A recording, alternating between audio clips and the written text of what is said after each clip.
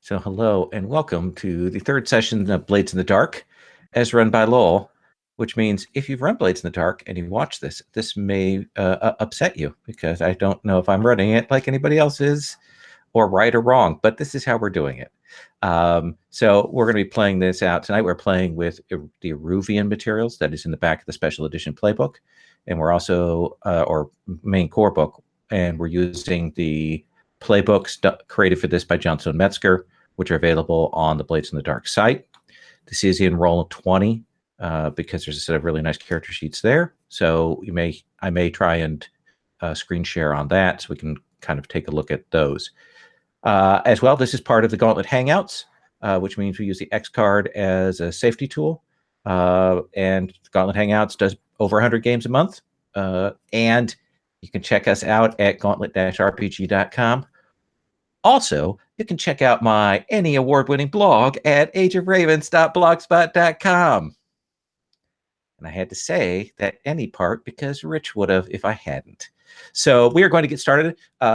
We had our introduction of the crew and the operation last time, which went mixed success, but they are a young crew.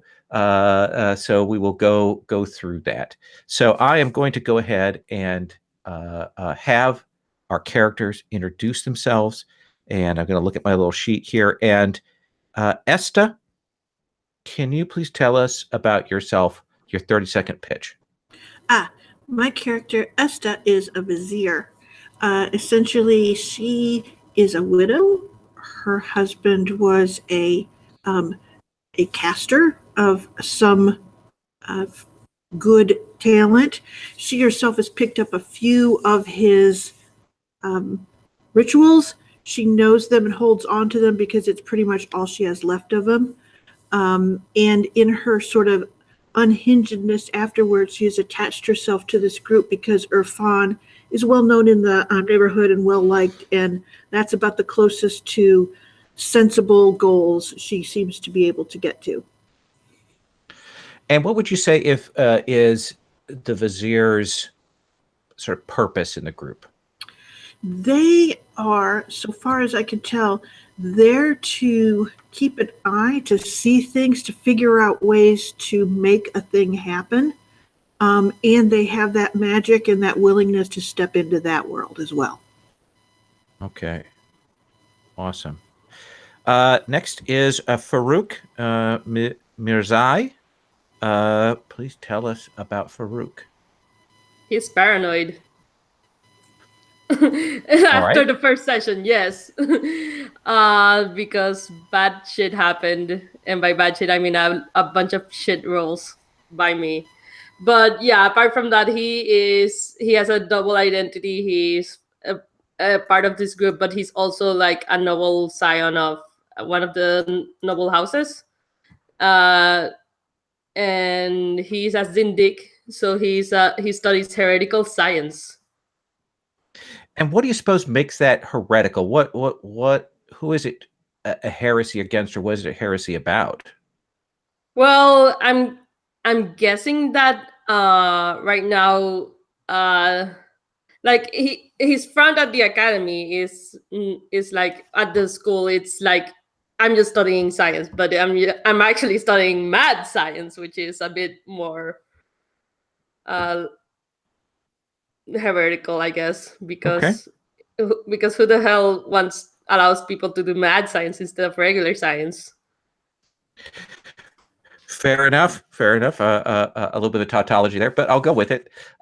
So let me move on to Irfan Mahmoudi. Yes, I am playing Irfan, who is a Rafiq. Irfan is his value to this little crew of smugglers is that he knows a lot of people and seems to get his way by coercing them, swaying them, consorting with people. He has the ability to spot weaknesses by gathering information about vulnerabilities. So that's it. He's around his 40s, a bit on the husky side, but jovial enough to garner a great deal of friends. who he then burns for the profit of our crew. Right. Eventually, once they've served their purpose. Yes. All right. Now, with that in mind, Darren, please tell us about your character. So, my character is Banafshe. She's a mirage. She comes from a like poor family. They did a lot of manual labor. So I think from the like skimming I did of the document, that's like around Udu, like the central, the well, and then like that whole like northern region, I think, if I have the geography right. And I think she ran away from home, so she's kind of just lived doing odd jobs however she can, and she's developed her skills that way, and like disguises, infiltration, collecting information that way, kind of like the hidden way and not talking to people necessarily. And through all of this, she's gotten a little weird. I think she's a little paranoid, and she really buys into a lot of the like astrological aspects of the society. There's a lot of stuff about astrology and the stars and the constellations. Yeah, okay. So tell me, in terms of mechanically, where your character is strongly invested and what you took as your sort of special ability. Yeah, so I just went with one of the like quick builds, and that was the infiltrator one. So the special ability is cloak and dagger. So it's when you use the disguise or other form, covert misdirection, get 1D and that stuff. So her strongest skills are in finesse and prowl. So it's that sort of like very literally like infiltrating and sneaking in, and then being able to use disguises to like get into places. And how do you suppose she learned that? Is she self-taught? Did she have a mentor? Is there something supernatural about her abilities? I think she's self-taught, but I have been picturing it as being like good enough where she can like put on, like she could dress up like a janissary or something, or like just like a typical guard for hire, and it's like a super flawless disguise. So maybe there is something like special about it, but I don't think she knows it. It's just, to her, it's like hard practice that she got from the streets and doing it and probably failing a lot. Tell us about your friends that you have. Yeah. A friend and rival or enemy. Yeah. So I don't want that friend.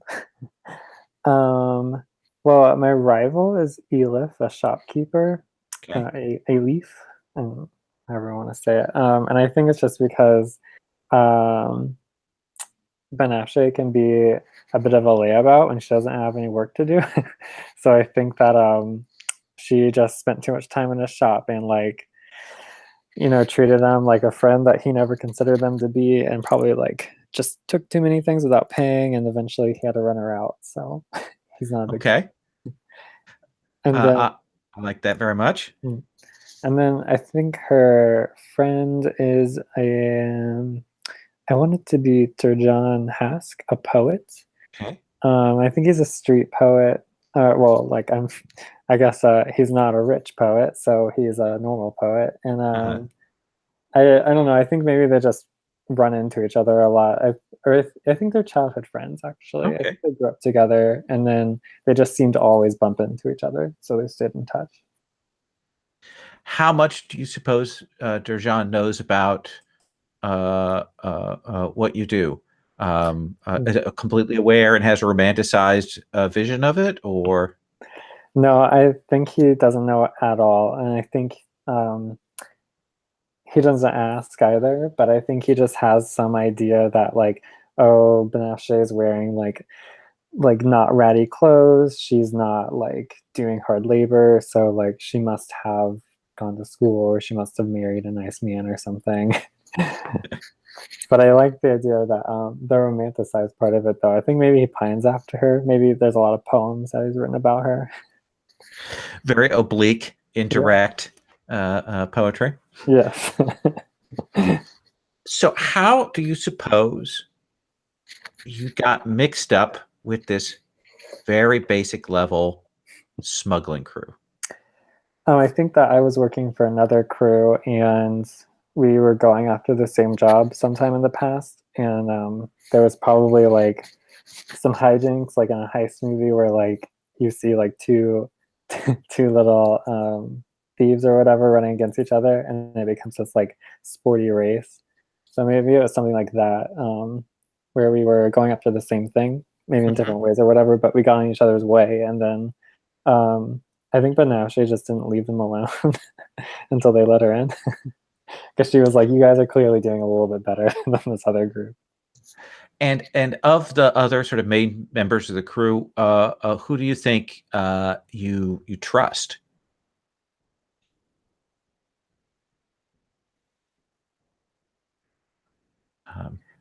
I think that it's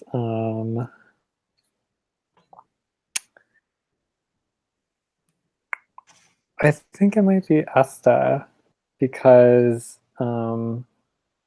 she I've been picturing Banafshe as a comparatively younger woman, because she hasn't been married yet or anything like that. So I think maybe she sees her as kind of like a role model in a way.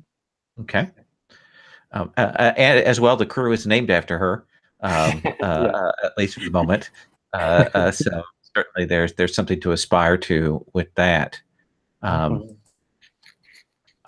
So what I want to do today is I want to do like some looks at where we're at in terms of the characters' lives. Maybe we'll generate some jobs. Maybe we'll see what's going on. Play out some of that, the sort of in between time that is in between planning for a job. It's the finding and the exploration of what you actually do from day to day. So we have the tower, and I found a nice tower picture, which I put on the crew there, that I kind of adjusted to put the red sky behind it in the most mediocre way. But anyway, we've got that there. Esta, let me ask you this. What is the day-to-day of the gang like? We know that you have, besides you four, you have Amir, Rakshasha, and you probably have a couple of hired hands who are loyal to the crew. So what is the day-to-day of your smuggling?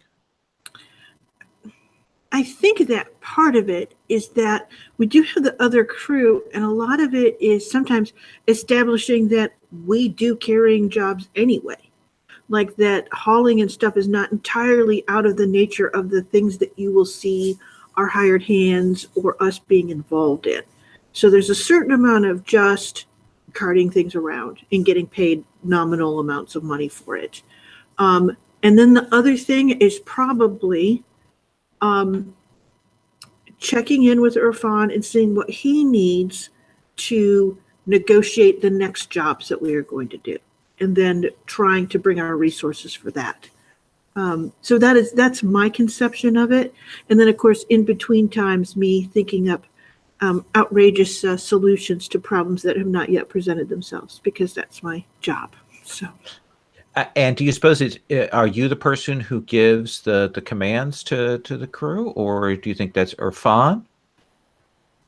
I think it's Irfan so much as Esta agrees with him and wants to do what he says. Even if she turns around and tells people, she's just being sensible and taking the next step, if that makes any sense. She doesn't have any sense of commanding them. So. All right. That makes sense to me. Though she has command, but it's not that's how she considers herself. Let me talk to then Farouk. You talked about working on a project, and we started. I think, can't remember if did we start on that last time. Yeah, I think we have to takes on the clock. Oh yeah. So that's that you're building a weapon for your smuggling boat. Yeah. What what kinds of materials have you needed for that? What's a specialty thing that you've had to get to put that weapon together? Well, I don't want it to be gunpowder because that's too mundane and too much might attract too much attention. So I was looking for an alternative that uses some sort of electricity or something else. Like maybe you are using some of the Leviathan blood or some of the electroplasm from Yeah. specters Yeah. to power it. Okay. Do you suppose it's a standard gun that's just powered by that, or is it actually like a gun that fires electroplasm? I think it would be like it would be like it would look like a standard gun, but then it fires like electroplasm. So Okay. And where do you do your building? I mean, do you have rooms at the tower, or do you have them at the school or at your home estate? Where are you? Where's your lab? there's no workshop in the in the tower, so I'm guessing I'm gonna work on it at school, Okay. somewhere hidden. So you've got some dark back room that you've managed to pull together, Yeah. and get that set. Okay, okay, that makes sense to me. Um, Going back and forth. Do you think you? Let me ask you this: do you think this is a school that has strict attendance policies, or is it pretty loose, like seminar kind of things, or wandering in to talk to masters? How is that? I think it's rather loose because it's for nobles mainly, so it's like so they understand that that the nobles have like other lives Okay, to deal with than just studying. that makes sense to me. Uh, Irfan, uh, uh, this last job that your crew had kind of fell into your laps with the appearance of that corpse. It was a good job. Um, what do you do to find new jobs? Are you talking with a fixer? Are you hitting the streets? What's your role in finding opportunities? How would you do that? I believe that I have to have contacts like fixers, merchants who like to have things that are not necessarily entirely legal to have. Also work the bazaar, make sure I grease palms and make friends. I save a lot of money not having to pay rent for a place to live. So I use that to funnel it back into the business, long-term plans and all of that. So let me ask you this. Let's say, we've got the daytime when all the fires are high and everything's lit by the main flame, and people have mirrors and lights and stuff out, and so bright and hot. And you're in a shop meeting with one of these fixers. We're going to call them Farshad. And Farshad says to you, Irfan, for very good things. Well, very good things in that you pissed off some of the right people. That's part of business, man. Yeah. I understand that Leja's spitting mad, but he's just a thug. He's not exactly spitting mad. He just spits whenever he talks, Fair enough. Now, if you were looking for work or leads, what kind of work would you be looking for? I'm looking for anything we can move along the river because we have a kick-ass boat. Anything that involves in and out of the city because I think that raises our profitability. Mm-hmm. I'm not really looking for anything that requires a heavy hand because I don't think that's something we can do since our one of our crew is not around right now, dealing with some other things. If I gave you a name of a person to talk to, maybe you would go and find them. And if you were to get a job, perhaps some commission would come back to me. That seems fair. Yes, of course. There is a woman named Rubati. She is not exactly sure what she is,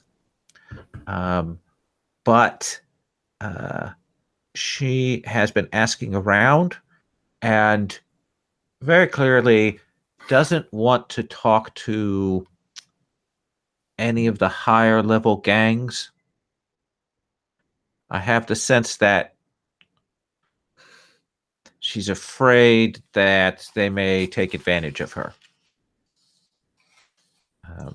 But I do know that she has something to move into or out of the city. I'm not sure which. She is a friend of a cousin, sister-in-law. So very close, I understand. Very close, very close. It's like this. We are like this. Though I haven't met her, and I only know her name, and I know vaguely where she can be found. So yes, if that's a lead. And if you'd like, I will keep my ears open for other things. Does that seem fair?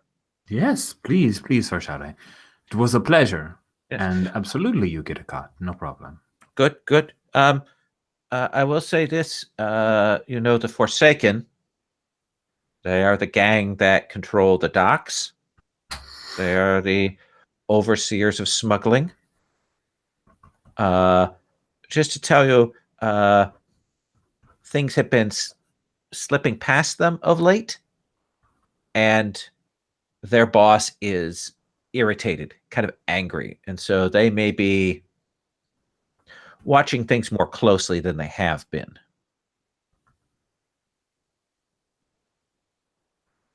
Thank you very much. That is good to know. Excellent. Let me come to, and I'm going to try and say this name correctly here. Banafshe? Yeah, Banafshe. Banafshe. Okay. So what's your contribution to the day-to-day of the gang? I think that Banafshe prefers to work a lot with Irfan and seeing what delicate information he may need in addition to fixers or whatever, fixers and contacts. I think Banafshe, we usually do the more clandestine part of it, at least scouting or something maybe. Okay. Do you have a couple of very common disguises that you fall back into? Yeah, I really like this idea of a Janissary. So she has like a typical guard uniform that she'll wear. She also has like enough. She'll do like an old woman, like a beggar on the street. And then there's like a typical like dancer, like a belly dancer or something maybe. That is classic. That is very, very classic. So Sherry, let me swing back to you. Let's do this as another once around. Okay. Do you have something you want to do or look into, or do you want to talk with one of the other PCs, or do you want me to throw something at you? Ooh, let's see here. Why don't you throw something at me, just so everyone else gets a forewarning on what that means. Fair enough. So you will hear that your friend Tamador is in town. Excellent. Has arrived back, and would very much like to meet with you. Yes. I go out and I buy all of the spices for the very best tea and all of the honey. We like to have 3 different types to switch between. Yes. Tamador, male or female? Male. Yes. A cousin, actually, of my husband. Cousin and husband twice removed. Yeah, well, of course, all cousins are many times removed and yet still dear to the family. And so, yes. So you will go to meet with Tamador, and he is there. He's dressed kind of in that sort of has been out in the wastes exploring with his people, and is dusty from the road. And he will see you, and he will go, Asta. Oh, it's so good to see you. It's been so long since I've been here. I just got back in, and I just want to talk to you because things have been going just mad. It's crazy, and I just wanted to see if I could talk to you. And tea, we want tea, more. We want tea. We want tea. Yes. So I had a lot of sugar earlier, but anyway, so tell me what is going on and how things are handling here for what you're doing and with the late husband and so on. I'm very sorry about all these things. Yes, that's the formalities. yes, the formalities, which means that we have to move on to what is going on. Because Yes. I'm fine. So furious. I'm absolutely furious. So I just got back from a dig sponsored by the school. A very interesting site.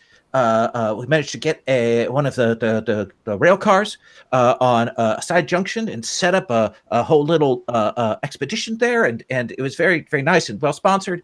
And I just got back to look over those things that had been cataloged and brought back, and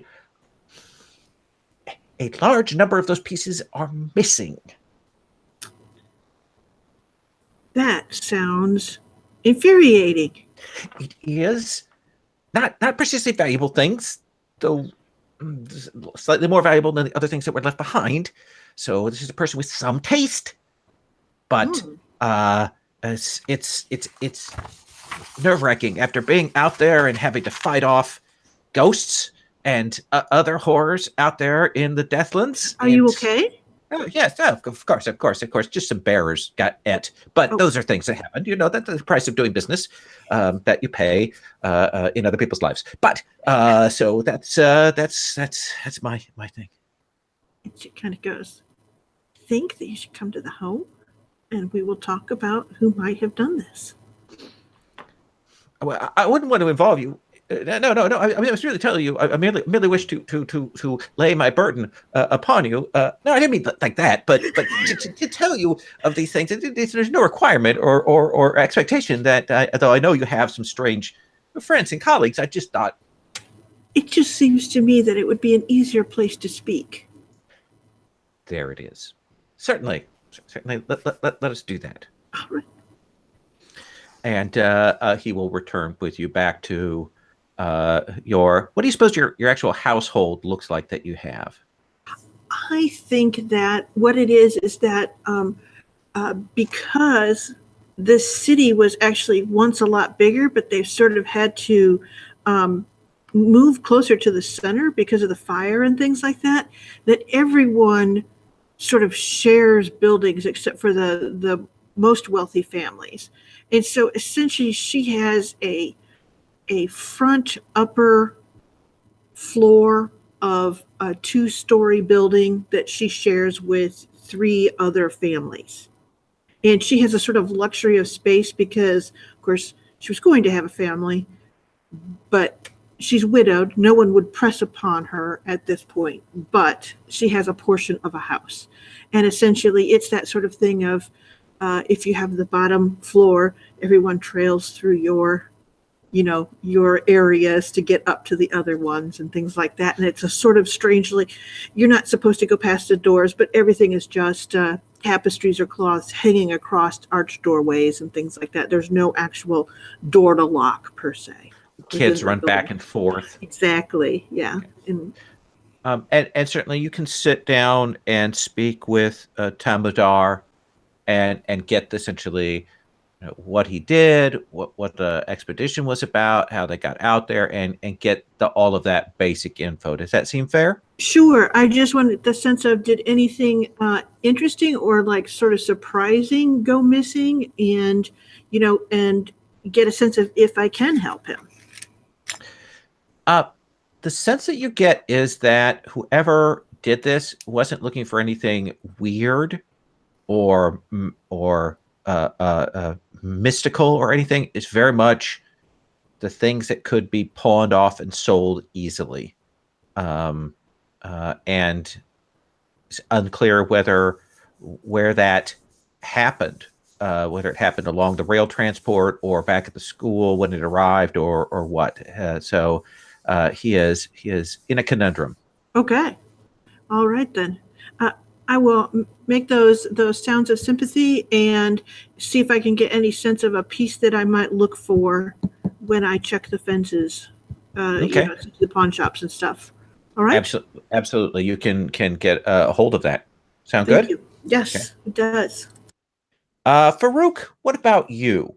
What do you have something you want to do? Someone you want to talk to? Something you want to look into as a possible job, or do you want me to throw something at you?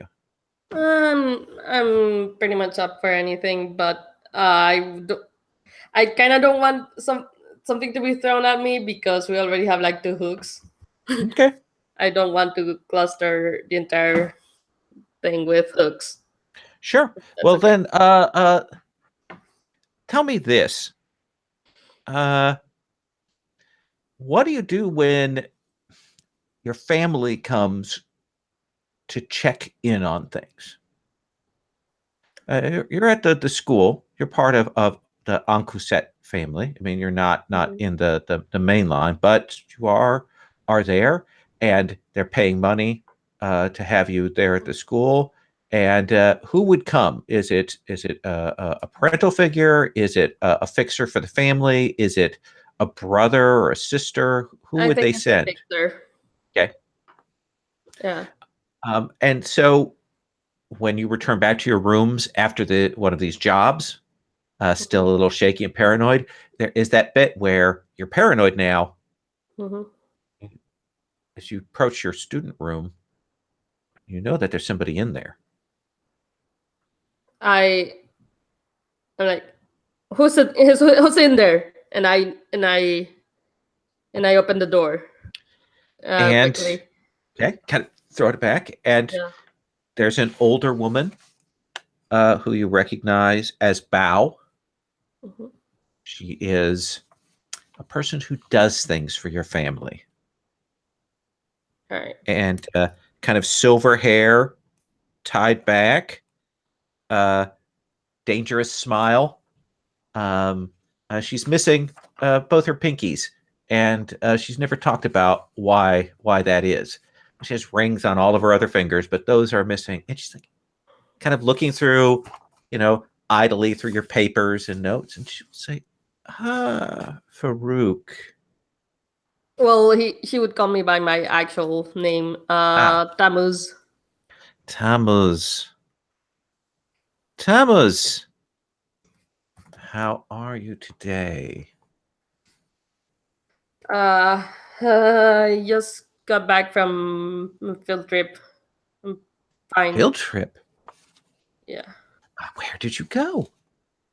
Uh, I don't remember. I'm too tired. Too tired to remember a field trip that you just got back from this early in the morning. Yes. You weren't out carousing at all hours, were you? Maybe. Maybe. Oh, youthful hijinks. So, your father sent me simply to check on some matters here at the school, and asked that when I came, I would sit down and see how you are doing. Oh, I'm fine. Really, I'm fine right now. You seem a little shaky. Is it just the nerves? What do you want from me? I don't necessarily want anything from you. Your father certainly is concerned. Um, you know, he remembers some of the incidents from before you were sent to school, but he knows that you've turned your life around and you are on the straight and narrow path that will lead back to our household. But he really wanted some small assurances from me by talking to you that things were were that way. Yeah, sure. It's fine. Is there anything that you could do, a gesture that you could make to your family or father that that might give them some confidence in all of this? Sure. What do you want from me? Well, I'm very glad you asked. See, there are guests coming in from out of town. With for the next couple of days, it would be excellent if you were to come by in your finest clothing to be introduced and spend the evening socializing. That doesn't seem too difficult, does it? No, you're right. It doesn't. So then I will relay to your father that you will be able to do this. I'm certain that it will speak volumes to your reformed nature.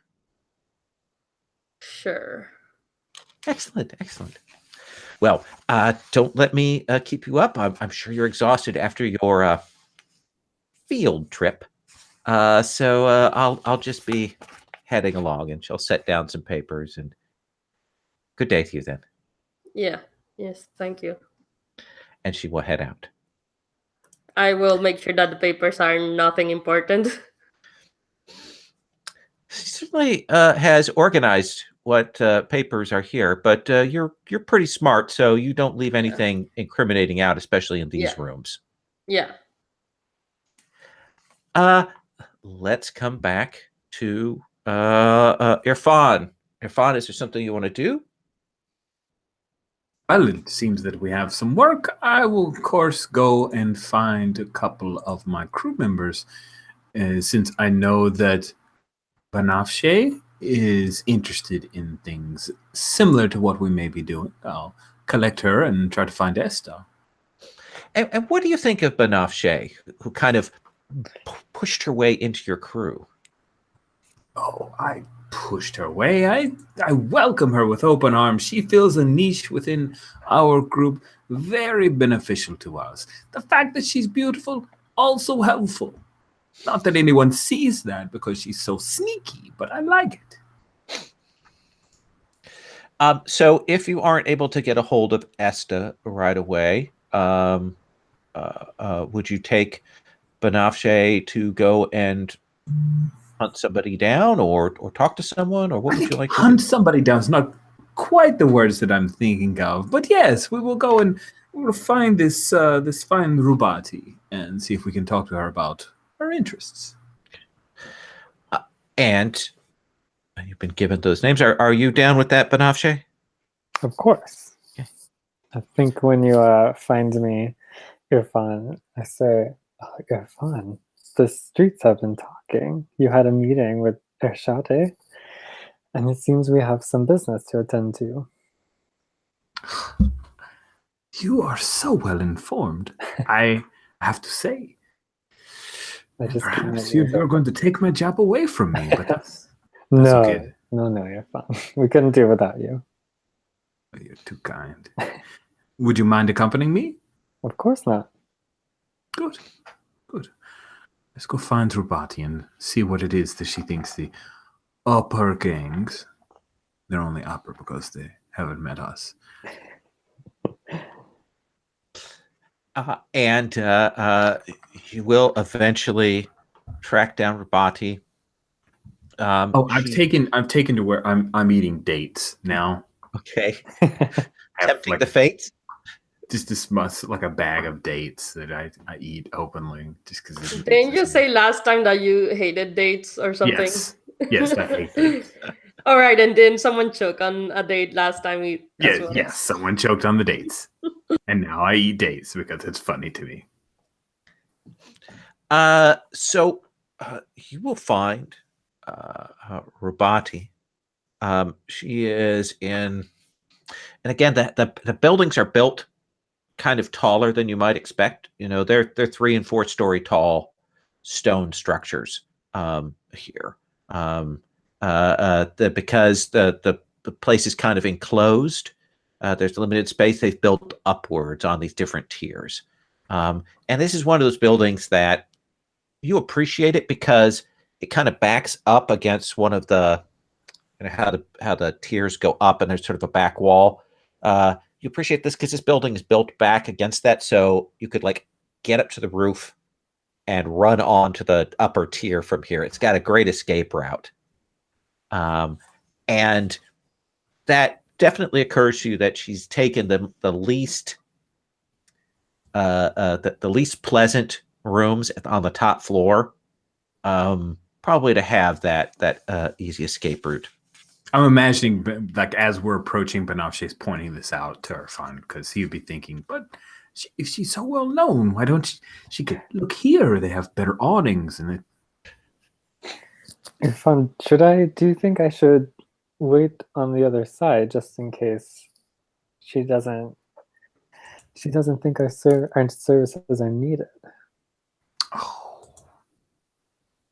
I don't think she's going to believe that. Plus, your stunning beauty will help us to negotiate a better price. It always works that way.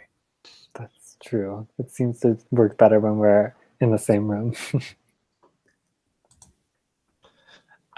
And you can head up and tight hallways.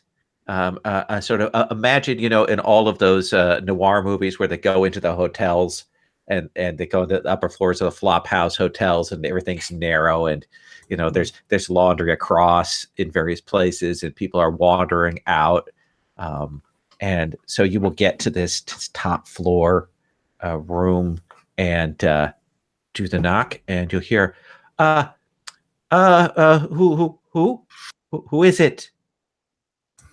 Irfan Mahmoudi. I am a friend of Farshad, a very close relative and friend of yours. All right. Hear the kind of a creak of a wooden bolt being pulled back. Come in, and there's a woman. She's striking in that her hair has kind of gone in spots, kind of blonde.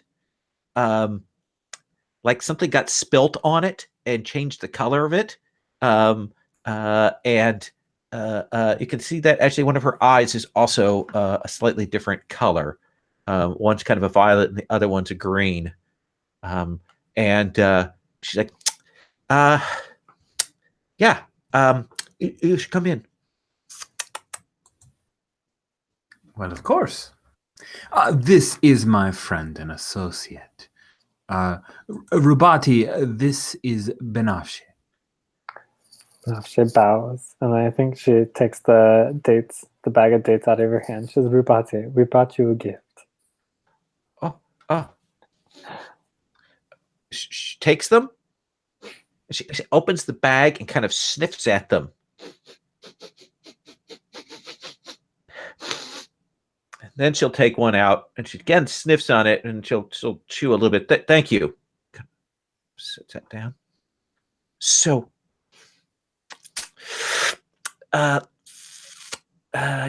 you are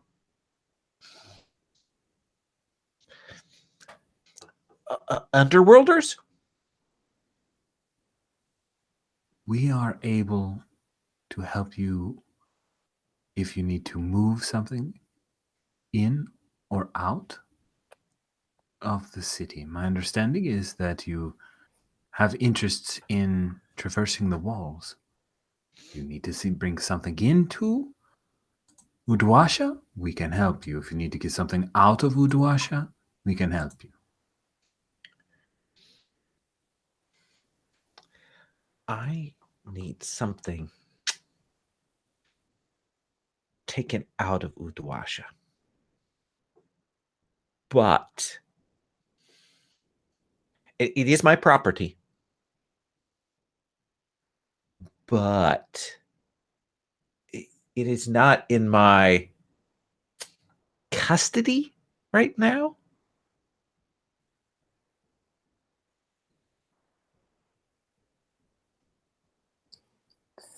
Who could have it, Rubati? Who could have your property?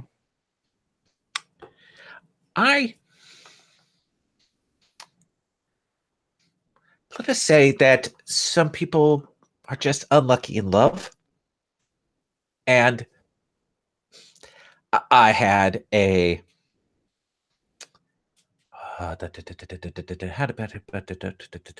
this boy toy who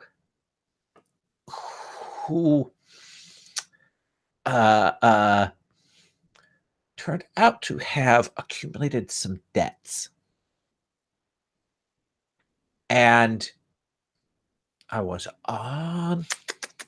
aware of those debts, and some people from a moneylender came and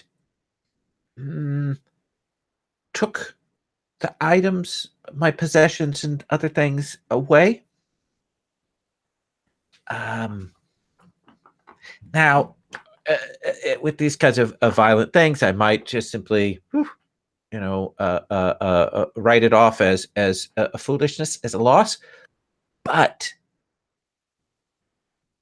there is amongst my property an item that I have worked some time on that has some value to it, and I would care for it to be returned and sold on and not remain in the city. There, I hope that was enough information for you. Names, you'll want names too, right? Yes. All right. She will say the money lender's name is Kishar. She is violent, is her reputation. The item itself is fairly small. It is in a wooden box. It is a device with some brass keys and buttons upon it. It will recognize it. And when you have it, I can essentially tell you who to hand it off to outside of town.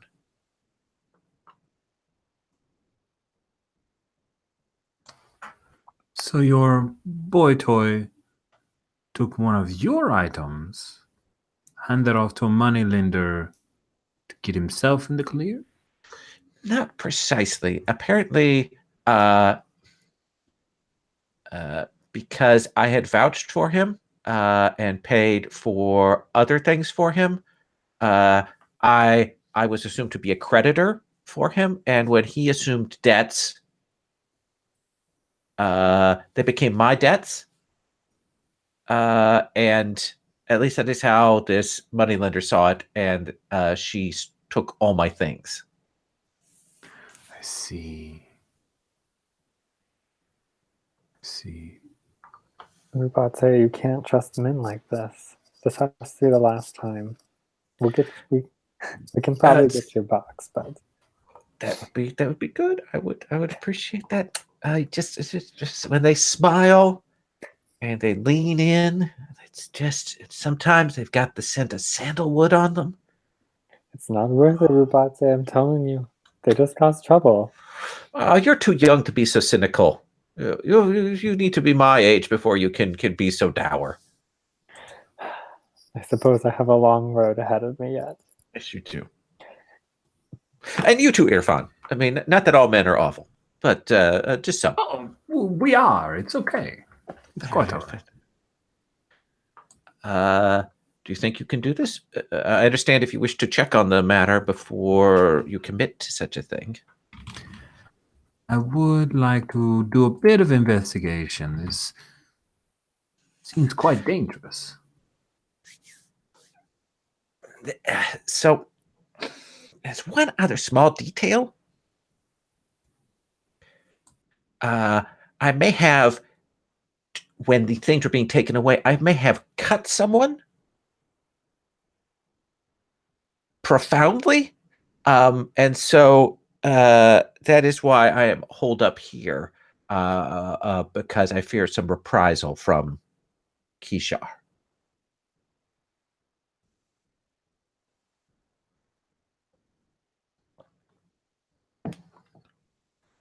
Do you know where Kishar is at now?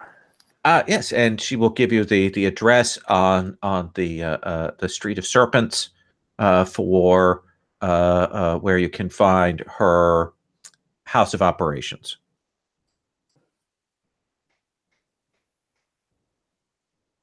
Oh, Rubate. Well, do you have another apartment you can go to? You shouldn't stay in the same place if you're being hunted down. I will move, but I put a deposit down, so I want to get the most out of that before I duck out. Rubate, you're so wise. I have so much I can learn from you. Absolutely, this is how I am. So we have a deal, Irfan? What is it that you are offering us for this service? That's the part the last bit I'm unclear upon. The person who you will deliver it to will pay you 6 coin for it. That's a hefty amount of money.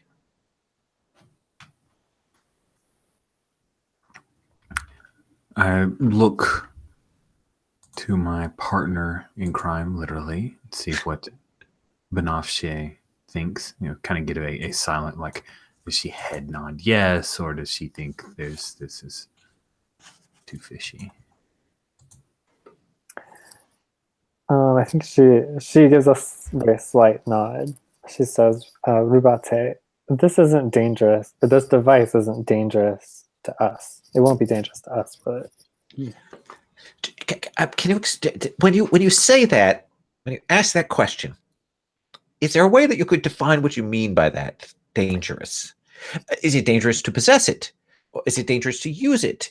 Is it dangerous to own it? What shade can we paint of dangerous? I would like to paint a broad brush and say all three of those questions should apply. if we pick it up, will we die? No, heavens no. You will not die if you pick it up, or if you put it down. In either case, will you die? Thank you for clarifying that. Yeah, she just nods again to your fun. And I'm in. We have a deal. Excellent. Well, if I should change locations, I will certainly pass on that info to Rashade and I assume to the fixer that you've worked with then as well. Good. All right. So we'll cut away from that. Does it seem like we should put the group back together, or shall we kind of pair up? Or how do you want to do this next set of scenes? What does the group think? Sherry? We should put ourselves together and figure out what we want to do. If we want to do some other looking around before we start, or if we want to split up some of the scouting or those sorts of things, looking into it, prepping, not downtime, but Right. Or if we just want to do other things. I think I'm up for the Rubati thing. However, I do have the thing I need to attend, but I don't know how time wise that all works out. That'll just be a complication if something goes terribly wrong. Oh, okay. Otherwise, we'll do it as a brief scene if we need to. Okay. Okay. That's a threat I've put on the table for you. So let's cut to the group back together. Irfan, you've described the planning room with all of the pillows and the nice low table and the tea set and your extra clothing hidden away in a corner since you sleep here. So you are there. The dog is there. We'll assume that Amir is downstairs working on some things, and Lucky comes up and sits to watch everything up here. Super friendly, waiting for scraps to get thrown to him. And you can discuss how you wish to proceed. I assume I that. tell Lucky, I'm so sorry, boy. I don't have any dates to throw to you today. I'm all out of dates. So sorry, Lucky. Puts its head down. I'll buy you some more dates. They're fun next time I'm at market. So you've got a couple of things possible on the table. I assume that everybody's kind of briefed. That's the general assumption. Oh yes, absolutely. All information passed on. How I got the setup, who our contact is of Urshade and Kishar, the moneylender, and I would have done the research to see. I'd like to put out the feelers to see how much is Kishar, the moneylender. How badly does she want to get in on Rubati? Interesting. Is she offering 7 coin for Rubati's head? Just want to know. Okay. Well, do you want to If do that that? needs to be a separate action, that's fine. But that's a thing Yeah. I'd be interested in seeing. Well, let's figure out what everybody's going to do, and then I'll come straight to that. Does that seem fair? So how do you want to dole things out, or split up, or arrange here? Well, if I may, I also want to gather information on Rubati Okay. because did they describe her appearance? Yeah. Okay, Right. because I would be very curious about what the hell made that appearance happen. Okay. So you are going to hit the streets, essentially find out about Rubati herself. Yeah. Rich, you're going to tech on Kishar. What about you, Esta, and you, Banafshe? I think that it makes sense. If Kishar is in the business of, how should we say, taking things from people to pay off debts, and that means that those things are also being sold off. So I'll find out who the fences are for Kishar and kind of get a sense of how her operation works. Also, it gives me a chance to look for the thing for my friend, which is why I gravitate to that. So I'll be studying that set of things Okay. to see if that will give us entree to where we may need to go to get a hold of that box. That seems fair to me. And Banafshe? I think, yeah, I guess I'm gonna be focused on Kishar also. And I think what that looks like for Banafshe is she's probably just tailing her through the city, just finding out her daily routine and seeing like very generally how her operation works. Okay. Well, let's go around and let's do those as sort of roles to see what kind of information and maybe and what heat that generates. And check in, and the general assumption is when we go through the series of things, the next player has the information that the first player has gotten, just because we want to do that with the easiest way. Rich, you had said you want to check on what Kishar, what her level of interest is, and so on. Mm-hmm. So what do you think? Do you think you do that by going and persuading people? Do you think you're doing that by consorting? Are you? How do you want to approach that role? What do you want to call that? I think consort feels, based off of the write-up, consort with connections from your heritage background, friends or rivals, gain access to resource information, people or places.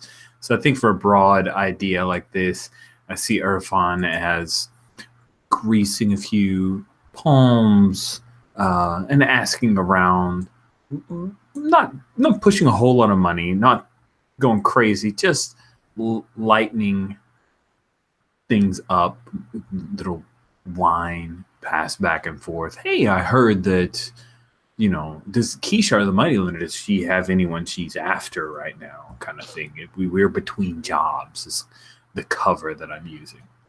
That sounds perfect to me.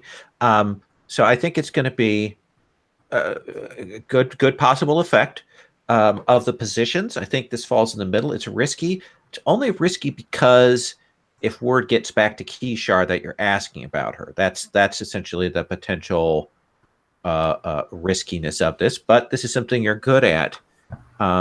So you would make then a standard consort roll. Okay. No bonus dice here. I don't want to put any stress in on. I think I will. It's 2 stress for 1 bonus die. I think that makes sense to me. Yep. Because getting, like, noting the person who's going to hate us right away seems dumb. So let's see how we go.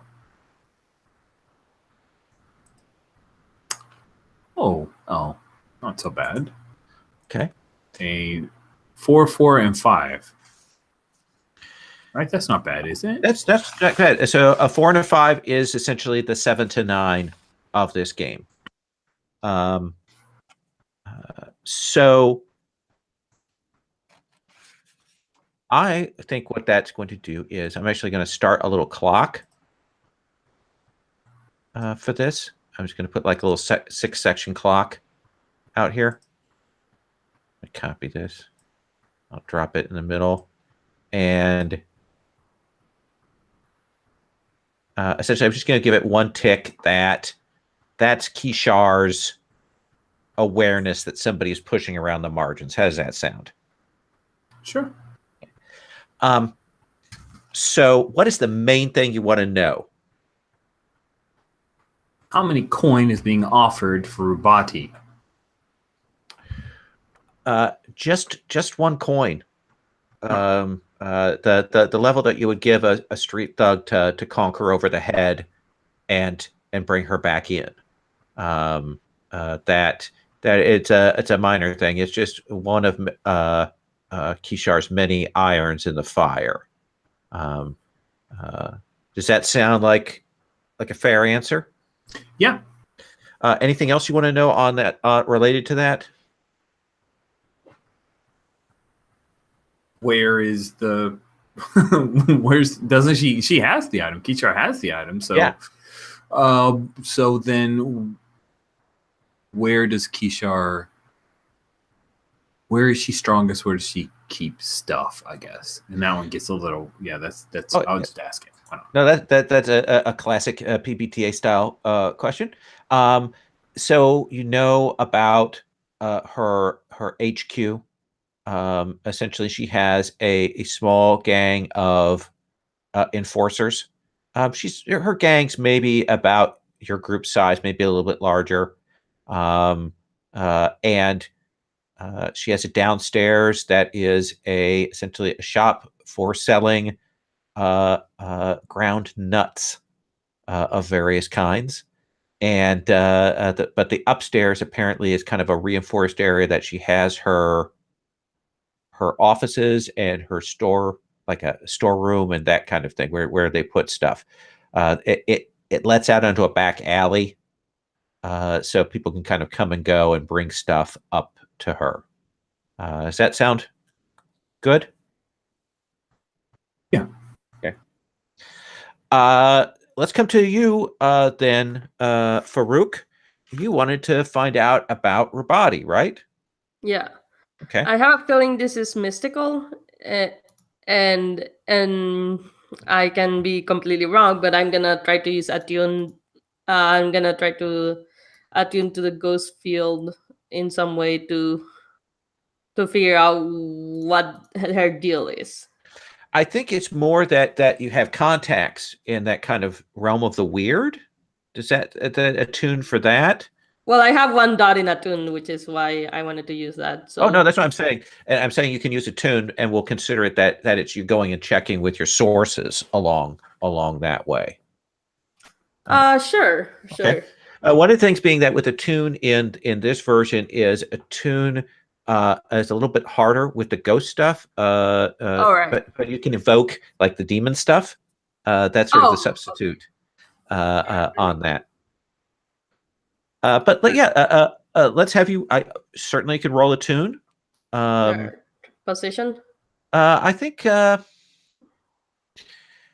we're saying the same risky, because if you start asking about Rubati, people are looking for her. You know, maybe there are other people that word has spread out. Maybe there are other people besides Kishar that are looking for Rubati. Yeah. So Right. let's have you roll. And bonus die 1 because I will push myself. Okay. And that is not good. I am starting to fail again. Okay. That's a 3. So I think that that is going to push the clock up a little. Yeah. Um, and I think you will ask around, and you get just the most sketchy information on Rubati. Does that seem fair with that roll? Sure. I mean, I don't want to resist that. Okay, sure. Or Um, I might resist the part that where I get sketchy information. I don't know. It's up to you. Is that fair? Like, Yeah, I'm more than happy to have you do that. okay, I will do that and hopefully not roll like shit like I've been doing this entire fucking game. 4, that means 2 stress boxes. Okay. Well, I rolled inside because Oh yeah, no, I Yeah. think that's perfect. yeah, That's because absolutely it's perfect. like I can see what the information is correct or not. Got no problem. All right. Rubati is a machinist who, like yourself and like some others, works with fringe science.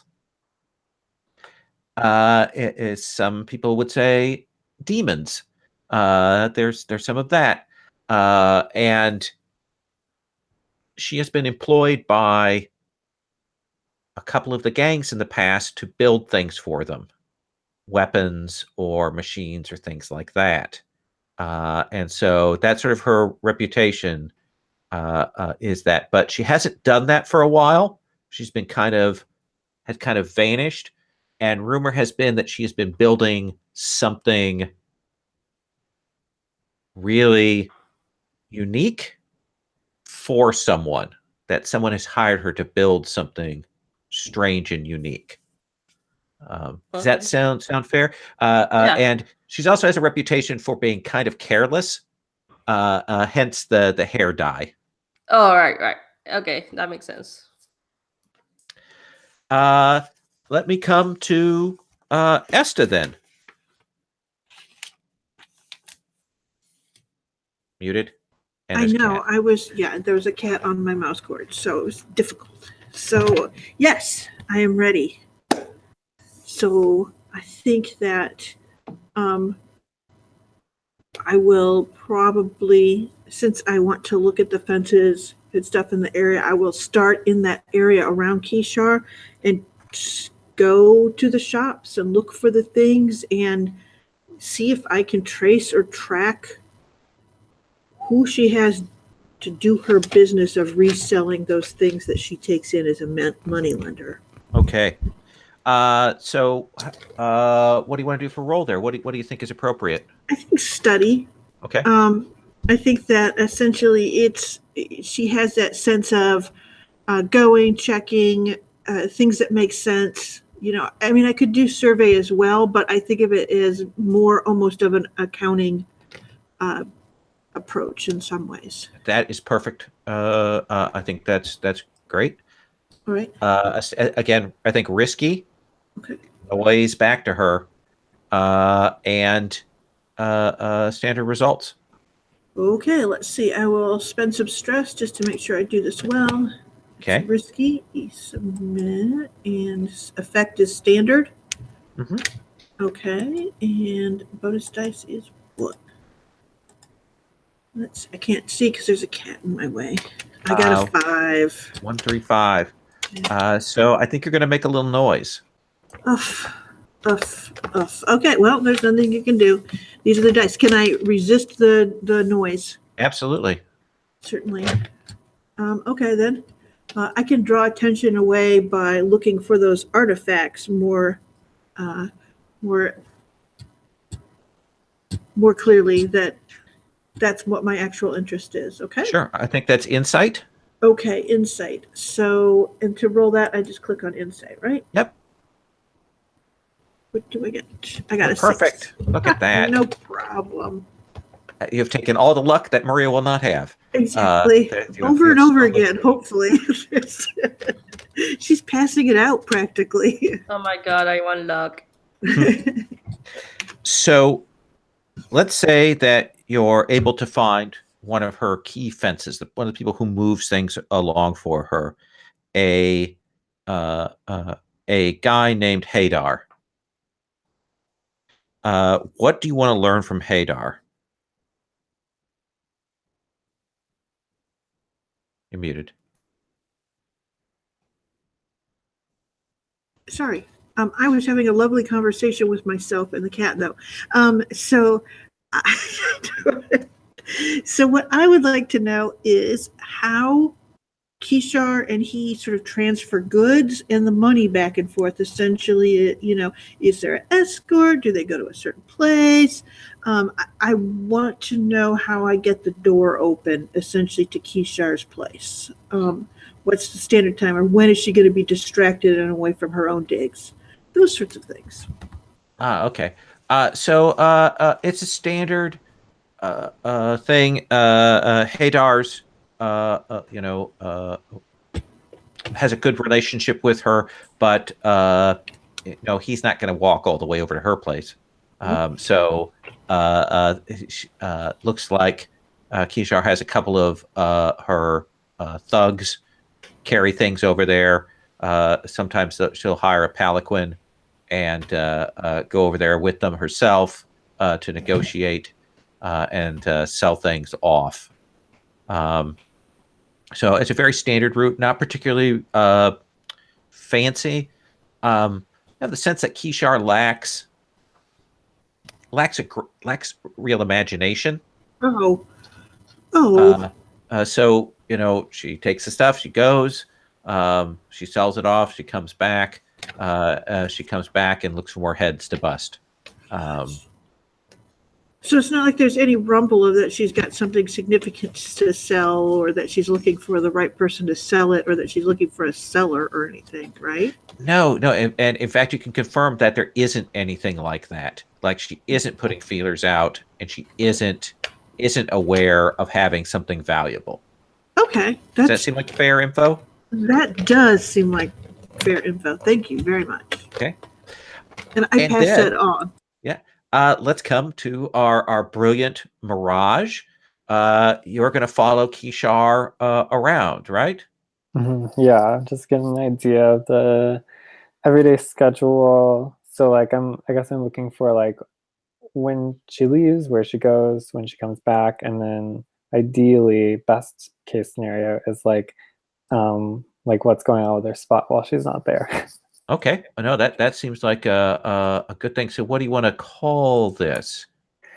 I think that Banafshe is going to get in a disguise. I think she's just going to look like some normal Joe, as one would. So I think it's like a prowl. Or, okay. Well, is that too sneaky? I am fine with people saying, "Oh yeah, I'm sneaking behind. This is me shadowing." Okay, I'm cool with that. Okay, yeah. Cool. And it's risky standard, I'm guessing. Okay. A risky standard. Do you want to spend any stress on it? You know what? Let's do that. Yes. I mean, okay, you can do that. Yes. It's the first session. I gotta catch up on stress. Well, first session for me. I mean. Bro. 3, 2, 1. Ooh. You want to resist and get more stress? Like I do all the time.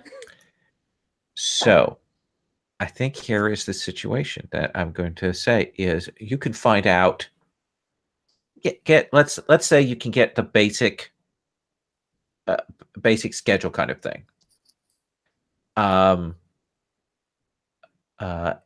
I'll give you another interesting piece of information, but you're going to get spotted.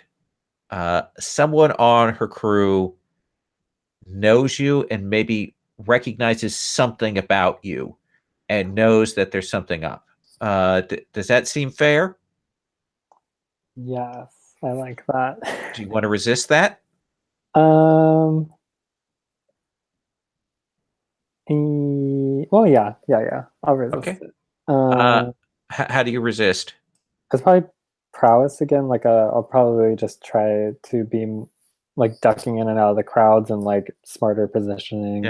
Yeah. So how does this doofus on her gang know you?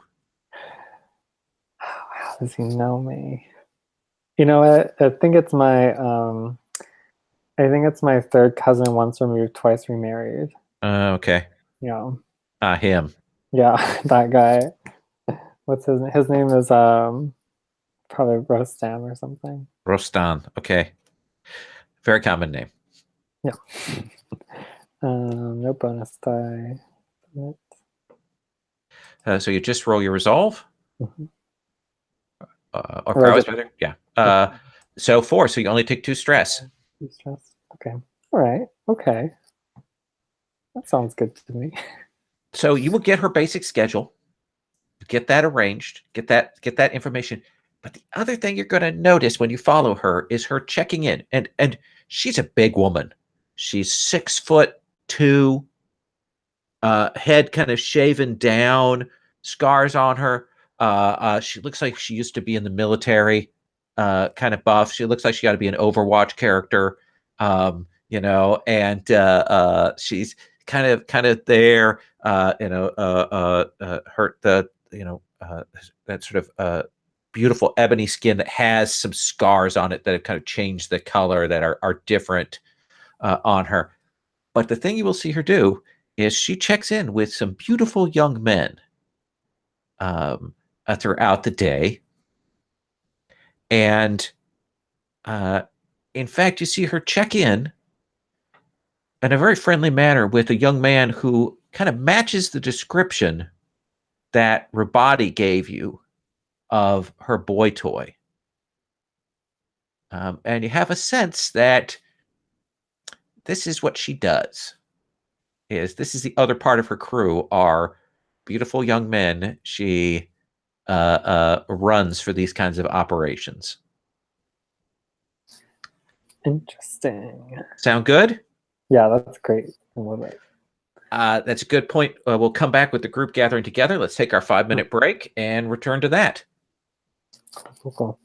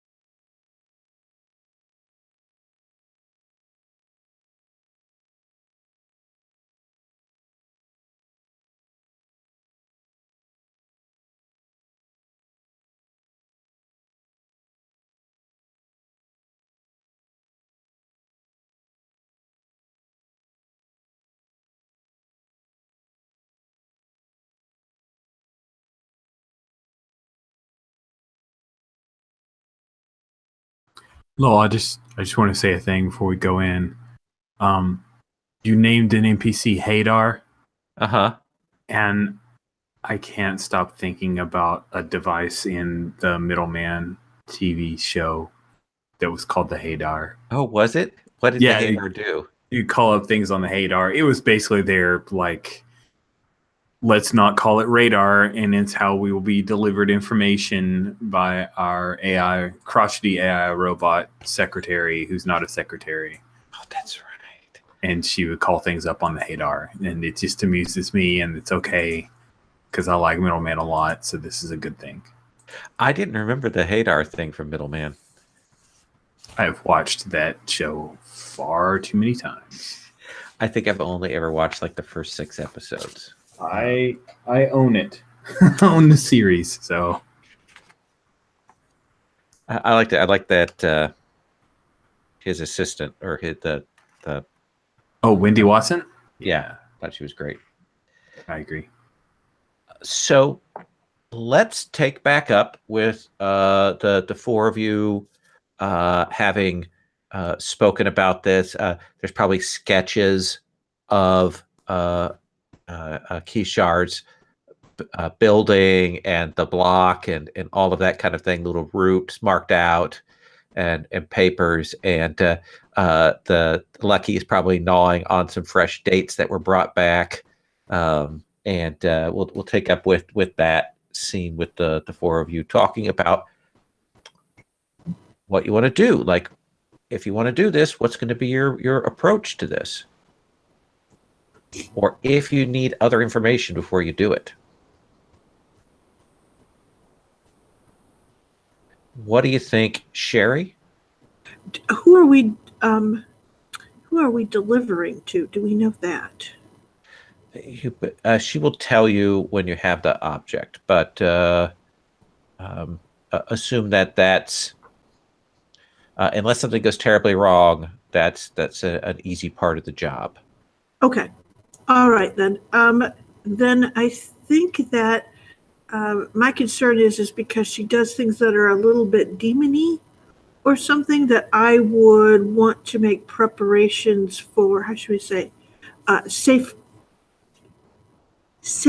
carrying that thing around. So essentially basic ward materials and things like that set up on the ship ahead of time if we're going to do this. Sure. We'll assume that you can do that easy on flashback. Okay. If it becomes necessary. Oh, thank you. All right, that's right. So yeah, I'm cool with doing this. It sounds like kind of a little bit of fun. We haven't been doing anything. I'm ready to push it. But the question is, how do you guys want to do this? Is this going to be about deception, or negotiation, or break in? You got guys certainly lean more towards the social and deception side of things. True. What do you think, Irfan? Looking at this, what would you say? Okay, Irfan says, okay, we ought to do it this way. Well, Irfan, of course, always wants to use a bit of deception, and now that we have a new tool in our toolbox with our wonderful Banafshe, then we can sneak around a bit more too. So what would be the method of deception? What would be the deception that you guys would play to get access? Well, I think the thing is we would go to what end is the need for deception? Is it difficult to get in to, like, is it easy to get into Kishar's place, but hard to get out there with the items? Is it, equally hard to get in or out? It's like, what do we want to ease by our deception? So in looking at this, what are going to be the trouble points if we were going to say, do a standard break in, grab a thing, and run? So that would be the thing you would want to do is draw off the guards. Make use the information that you've got and do something that would draw attention to the shop below, or would I can cause deceive. a distraction by wrecking shit. Yeah. So essentially, the thing that we're saying is the obstacle are guards on the place, or essentially that. Okay, so that seems to be the greatest. Yeah. So guards, Kishar herself, and the physical location. Okay. Okay. So then, of our things that we know of her schedule and those sorts of things, where are the points where we would have fewer things to push around that we could then settle on what needed to be deceived? So, Sarah, I'm just kind of going, give me the layout here of the. So you want to find a point at which she's not going to be around. Yes. And you want to orchestrate that so that you know that you have some control over it. Yes. Okay. So you're going to do something to draw her off, and then create a distraction and go in. Okay. Okay. Well, I guess if there isn't a schedule that she keeps, if there's a schedule that she keeps, then we could take advantage of that. Yeah, Does that make any sense? Yeah. Yeah, she has a pretty regular schedule, so you could certainly take advantage of that. Okay. So, yeah, then I think maybe taking advantage of her usual schedule, that wouldn't make us seem particularly, like we were revolutionary or anything, so it wouldn't draw attention to us in particular. All right. So how you know the location, you've cased your place out. How do you want to draw off these guards? Just the most general, tell me. I think that's where we can blow some shit up, right? Yeah, I can blow shit up. All right. So you know the schedule. You're going to deceive through essentially creating a loud explosion, deception to draw the guards' attention while the others go in. That seems perfect. So let's go to the engagement roll at that point. And before we go there, I just want to make sure I'm using my special ability, Eye for Weakness. Did I gather information about someone's vulnerabilities in this? Yes, you did. Cool. And then if I've used that information to help plan a score, I get plus 1d to the engagement roll for that operation. So perfect. So we have an additional roll onto the engagement roll there. And I don't think we have an actual automated engagement roll. So we're just going to roll a number of d6. So the engagement roll starts out with a base d6. Rich has given you another d6. I think this is a pretty daring plan. Kind of deception in broad daylight, drawing people off, blowing things up. So I'll give you another die for that. So that's 3. I think it evens out on special defenses and strongest there. Does anybody have any friends or contacts that have provided them insight into this? I don't think so. So let's see. Let's give you talk to them. Let's give you 2 dice then. Wait, 2 or 3? I'm sorry, 3. All right. So Maria rolled this last time, so let's not make her do that. Yeah, I think let's not. Darren, please roll. it's all on your shoulders, buddy. You could do it. 3. Please roll well. 6. Please roll well. Oh, we got a 6. That's good. All right. So, Maria, describe to me what this distraction looks like when it goes off. Wait, who? Me? Maria. Yeah. Oh, okay. What has Farouk done that goes off brilliantly? What is it? It's very intricate explosions in the shop, the nut shop, going Oh. off at various intervals, and they're small, but they're various. So you're actually putting the bombs in the shop itself. Yeah, and they're small bombs, so they won't like blow up the entire thing. But Okay.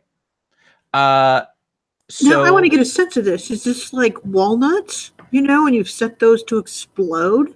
Like yeah, sure. the decorative walnuts that are sitting in the baskets on the side start, Yes. to Yes. kick off a panic and send everyone running to see what's going on. So Yeah. earlier in the day, you put a tainted explosive walnuts in the location with a timer on them hidden away, and as we take up this explosions series of oh, the nuts, my eyes, you hear the scream from the shopkeep there, oh, it's in my face, and there's people in the shop going, oh god, I hate walnuts, and they're running, pistachio dust everywhere, shrapnel of shells and nuts, and outside we see this cloud of nut sort of rolling out of the front door of that. And I assume that you guys are at the back door, kind of waiting when that goes off. And right now you're in a controlled position. You open that back door, and you want to make your way up now, right? Mhm. Okay. So I think to sneak here is going to be a controlled roll with a good standard results here. Who wants to make that prowl roll for the group, for whoever is there? Who is doing it? I have no prowl, so I'm Banash- pretty much Stompy Banash- McStomperson. Benafshe has the best prowl probably, so I will defer to her for group action. Does anyone else have prowl though that No, could I have assist no her? prowl. I'm Sans prowl. Not I bad. have no prowl either, so But, Oh, but it's good great enough. because everybody rolls, Mhm. but we take the best roll. Don't Amazing. stress me out, you guys. bruh. Oh. Okay.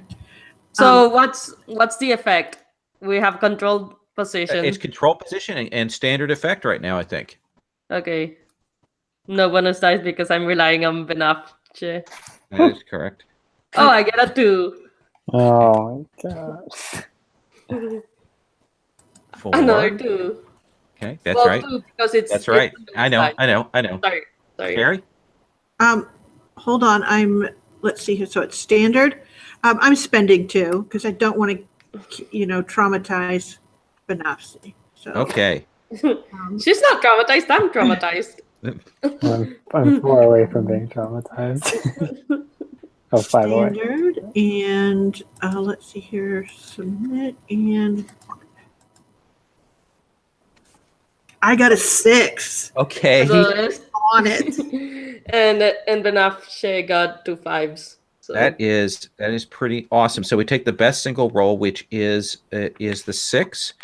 And let me check one quick thing. I apologize because I want to be certain on something.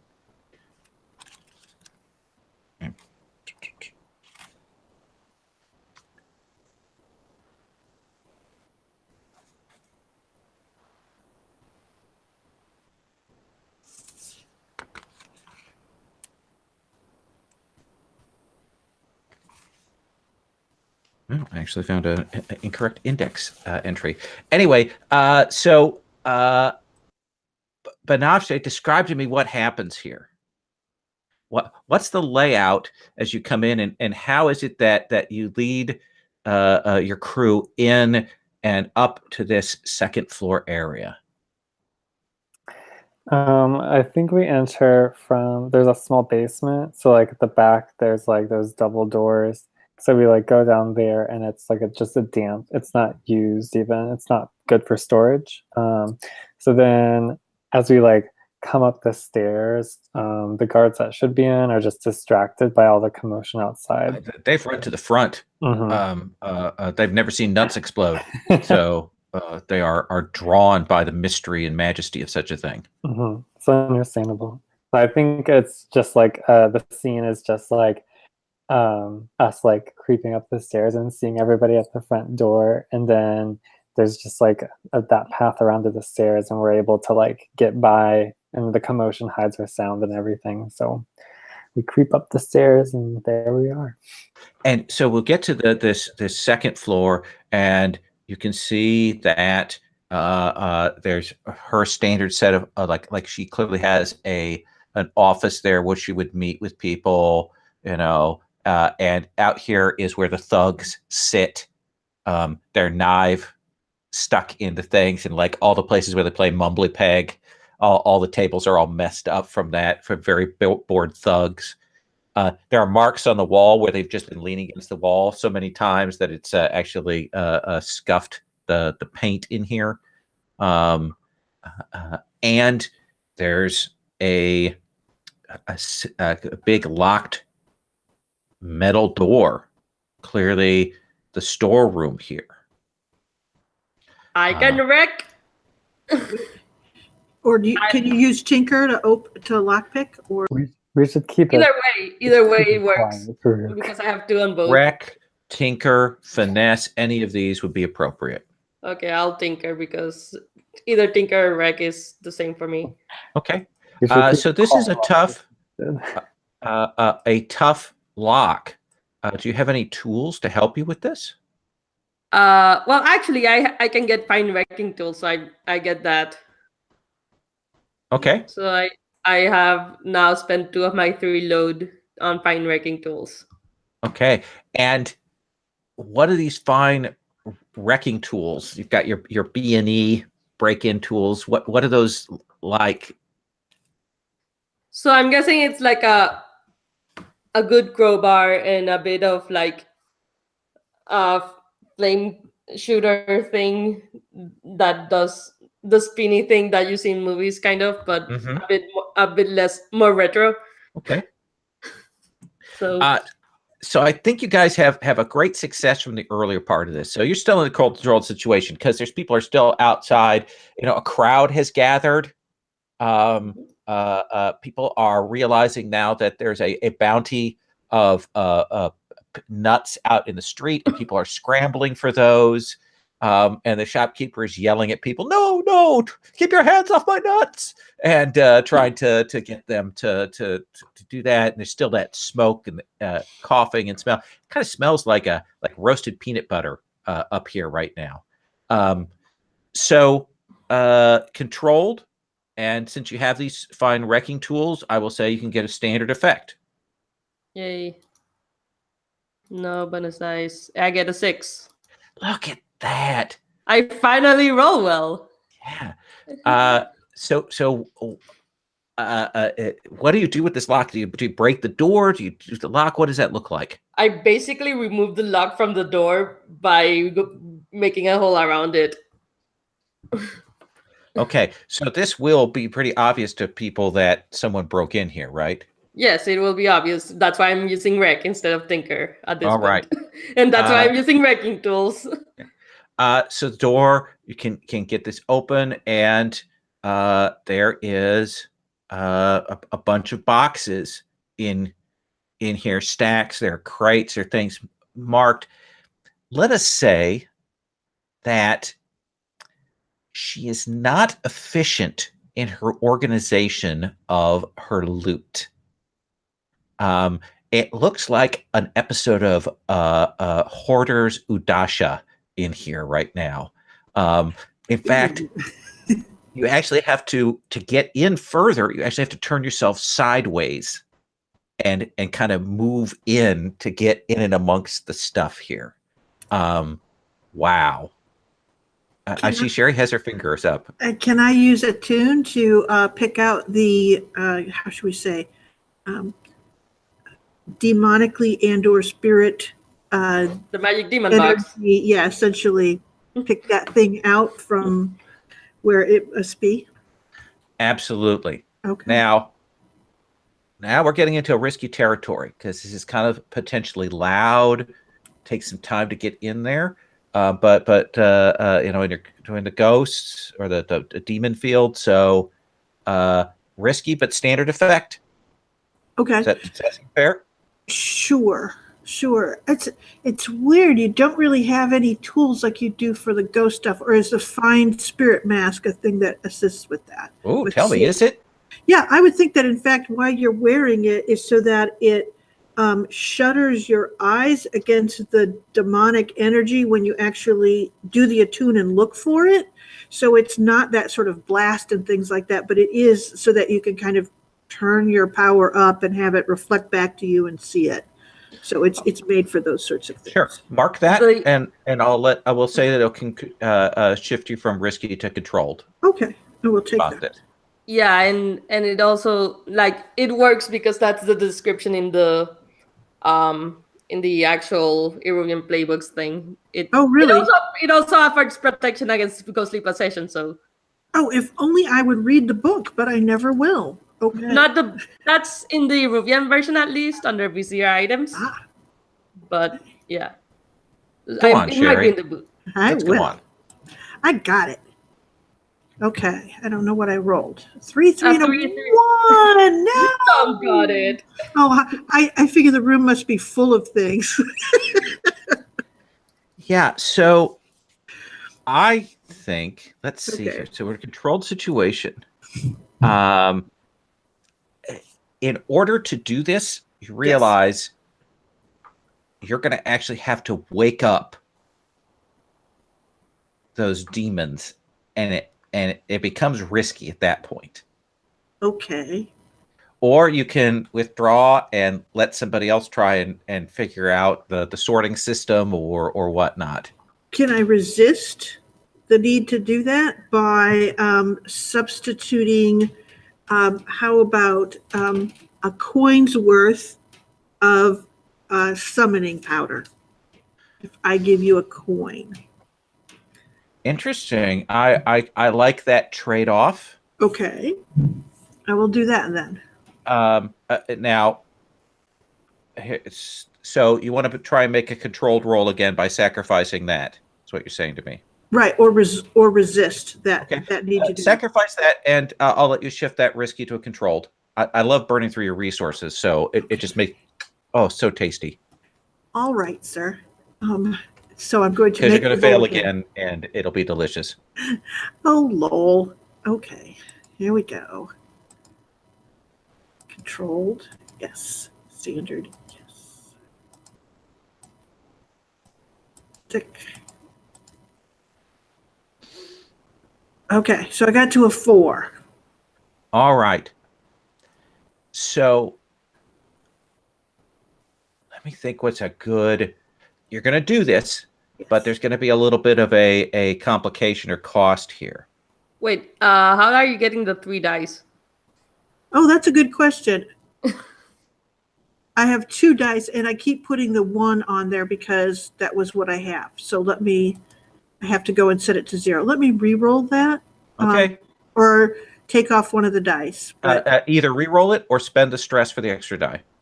I'll spend the stress for the extra die. I'm sorry about that. No, that's okay. Yeah, sorry for making you spend No, stress, no, but I this always was like- do it. So I was putting it in. So I kept on doing it because we have another game where you always have to put those things in. So Here is what I'll say. You can spot it, yes. but for some reason, they put it all the way at the back of this thing. And of this room with precariously stacked objects. It is all the way in the back. Oh, Does that seem fair? it is unkind but fair. So time is ticking along. Eventually, those guards are going to get the peanut powder out of their throats and stop coughing.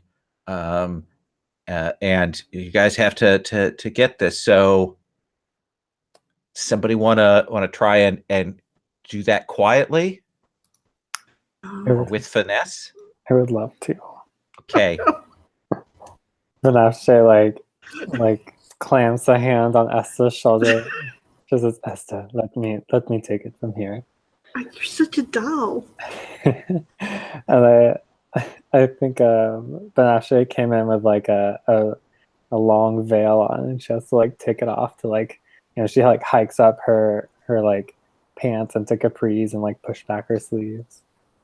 I'm gonna finesse my way over there, Okay. like crawling over these things. Risky, Mm-hmm. good standard effect to get this thing. Yeah, okay. I'm just gonna go for it. I don't think I can afford to push myself at this point. 4. All right. So I think the consequence here is that you're going to get over there, get the box, but I think it's going to take longer than you'd like. Does that seem fair? Yes, actually, I'll just go ahead and take that one. I like that complication. Okay. I think I'm realizing what's going on and how long it's going to take, and I may need to. I'm not directly helping her action. Maybe I need to go out and help with another distraction. All I right, will you're do fine. that. Let's. And- What are you going to do to keep the guards occupied? Perhaps Farouk, you come with me. Yes, I can set up another. I could bring up my bandolier of alchemicals, which would be my last item on the list. But so what you can do is lead the guards to the not exploding fanatic, and I can bring my bandolier of alchemicals. And can we say I have more nuts that explode on my bandolier? Sure, if you want to mark that as one of your alchemicals. Sure, cool. I'm not sure if I needed to prep that out beforehand.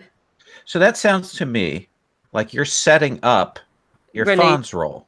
Yeah. Okay. So why don't you go ahead and make your roll to set him up? How does that work again? Setup means you set up another character with your action, and if you do it, then the team member who follows up gets +1 effect or improved position. All right, cool. So that's gonna be wreck. Oh, position. I think risky. Okay, standard Thanks. effect. Yeah, I don't think you guys have gotten into desperate yet. All right, and I got a 4. Okay. So I think for this, if Irfan fails, then you are going to get caught up in the consequences. Does that seem fair? Yeah. Irfan, Yes. she's got the nuts at your disposal. How are you helping this out? What are you doing?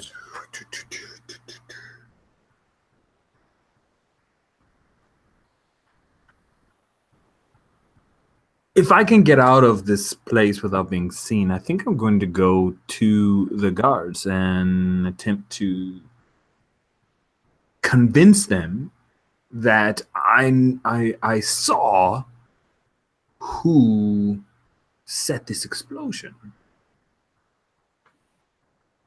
And well, I will lead them because I'm trying to make friends with Kishar. So that's the plan. Perfect. And then like you have the nuts down the street that go off as add on to the verisimilitude of your thing. Yes. All right. So that sounds like sway to me, doesn't it? Yes, it seems swayish. Swayish. All right. And I think now her assist can make this either a controlled roll, which means less chance of blowback, or increased effect. Like it'll have just even more effect. It'll be much more better. He said, not using English but trying to. I think it will be increased effect because I think they're trying to look Well, for let me hold on. Let me have Sorry. Rich answer the question. Oh, Rich, I'm Since sorry. I'm putting it to his character, so I'm sorry. that's okay. Okay. I am interested in increased effect, just because that'll be fun. This Okay. is risky, so it feels risky. I want to keep it risky. Okay. So roll with your sway with risky. Now, if you want to, you can spend a couple of stress to give yourself an extra die. I think I will do that. And the effect goes from standard to great. Yeah. And I will give myself a bonus die. Here we go. That's 3 dice. Look at that. That is You pitiful. needed it. You needed it. That's a 4. wow. That's Okay. a 4.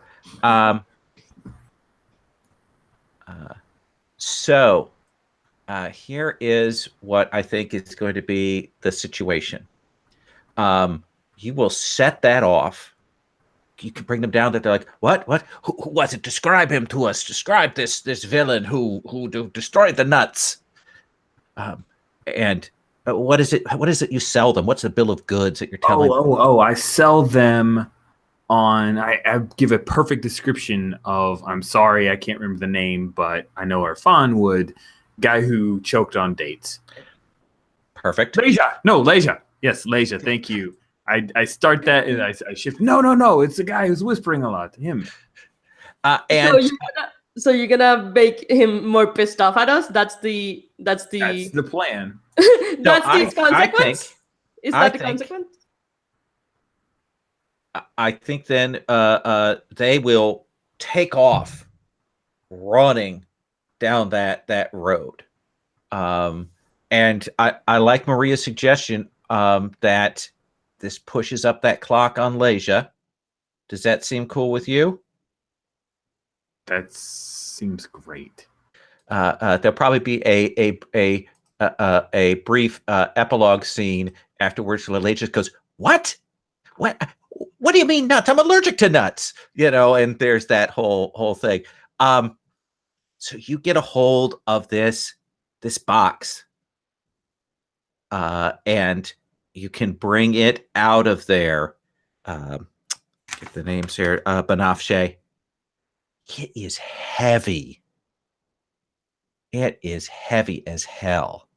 But you will lift it and carry it over. Carefully describe to me what that looks like. What do you have to clamber over to get this thing out of here? Well, there's a lot of obstacles. There's a filing cabinet, an armoire, a soggy desk, or a soggy dresser. I'm sorry. I think it's the soggy dresser specifically. Banafshe's pants are a little soaked after getting over that. Eventually you get out, and it looks like Farouk and Irfan are outside, kind of keeping things held down.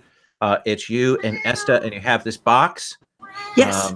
I will scandalously take my turban down and tie it up to make like straps around this box so that the two of us can carry it more simply. Okay. But it's scandalous. I mean, loose hair everywhere. And you two can haul this box outside. And I don't think they need a roll for that. You guys have controlled the situation thus far super well. So you're running this back to your HQ? I think so. Yeah. Okay. Or the boat, maybe? Should we take it directly to the boat? We almost have to go through our HQ to get to the boat. So Okay. I think that's how I picture it. I could be wrong. Thanks. That seems fair.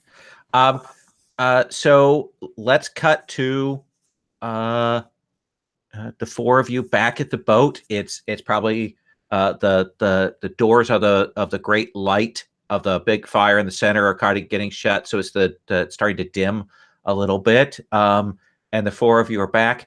Though Irfan and Farouk both smell distinctly of nuts. There's that wafting smell of that upon them, probably brushing the dust out of your cloak when you get back. And you've got this box. Let me ask you the question of the hour. Do you want to Yes. look inside the box? That is a stupid ass decision, but I support it. It makes sense that we have to ascertain what the threat is so that we can transport it properly. Now, Rutabe told us we won't die if we pick it up, so we should be fine. All right. You will open up this box, take it out, and there's straw and bits of packing material in here. And the device itself is fairly small. It's maybe a foot wide and maybe half a foot the other way, and kind of curves up. And there are a couple of buttons on it, and there's a little box attached to one part of it, and a slit in the top of it. And you're not sure what it is. Can I spout lore since this is right up my alley? Well, I know what it is, but I think you can easily tell where the on switch is if you want to turn it on. I don't think I want to turn it on right now. So, what is the nature of the keys that are on it? Are they labeled? I mean, they have to be made of brass, and why would you bother to make brass keys unless you have some symbol on them? That's an interesting question. So I think that you will see there are 6 brass keys, and they each have the first character of the alphabet on them in different styles. Like one's in cursive, one's in standard print, one's in heavy block print. Another one is kind of just more like goofy and comic. Oh, so it's like a scribing machine. Comic Sans. Yes. Oh my god, it's a magic demon machine that types in Comic Sans and Papyrus. It's a desktop publisher.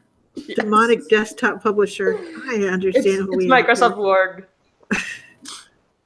If you, just for the purposes of illustrating what this is, if you push the button, Dude. And then you talk, you will hear this noise, and a little bit of paper will start to come out the top with whatever you said written on it. Oh god, it's Siri. It's Proto Siri. And it's super quiet. Like, you don't hear it doing anything, but just this paper rolls out. Oh, so it's a spy device that could be placed somewhere. Clever. Worth a lot more than 6 gold. Yes. Huh.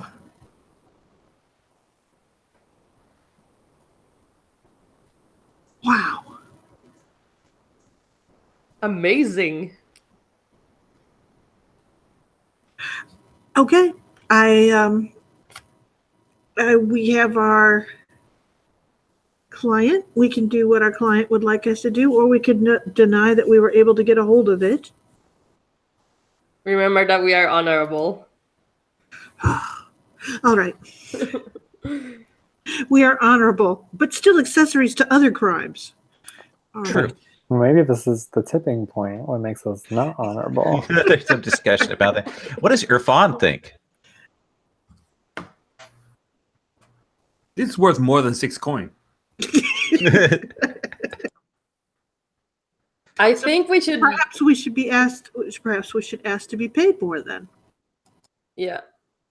Yeah, I think so. Pray we do not renew. You know, what is the Vader line, Rich? Oh, pray to not alter the deal further. So do you want to go and try and talk to your client and see what she says? She's the only one who's going to pay us more, so I guess we have to. Well, we could also maybe. Well, we were supposed to drop it up at some place else, and they were gonna pay us off. That's Supposedly. Oh, fair. Yeah. Okay, yeah. So we'll just do the drop off, but maybe we are not there to. Like the item isn't exactly there, so that we can have a little bit of leverage. All right. So let's cut to that scene. Cool.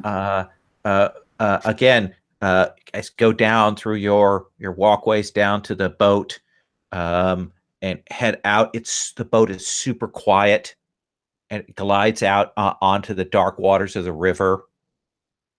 And you have to navigate by just a faint starlight. And there are shoals, and of course there are things that are set up as breakers to catch smugglers and things, lines and stuff, and you have the means to get past those. And eventually you'll roll up on that little sort of trading island. You switch those around, a rocky point there. And there are a group of people waiting there. And you see this guy. It looks like something must have happened to his jaw at some point, because it's clearly been magically reconstructed, because it doesn't quite look right. The coloring of it is off. The sheen of the skin is off, and his eye kind of doesn't move right. And he will say, "So you're the delivery man with the item, right?" Yes, we have the item. Yeah, I have your coin here for you. 10 coin, yes? The deal was 6. Yes, well, unfortunately, there was a great deal of trouble acquiring this item, and we're going to need more than 6 coin.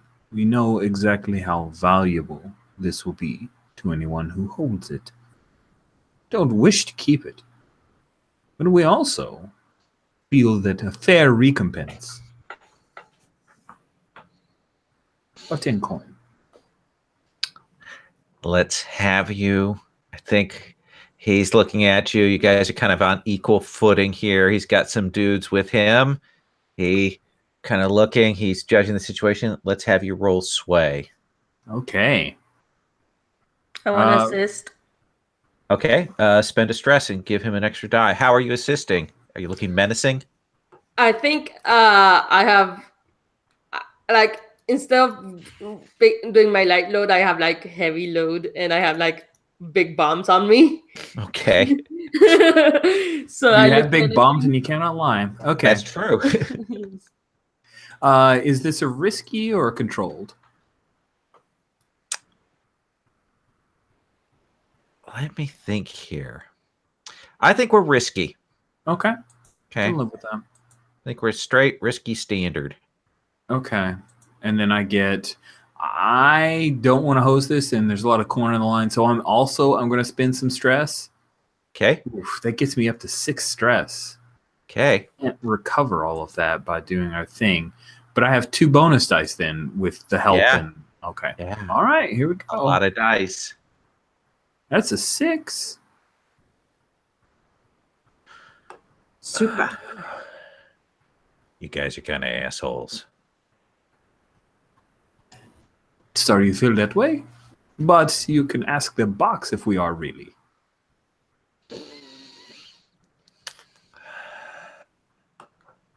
You will make that coin back and then some with this. We all know.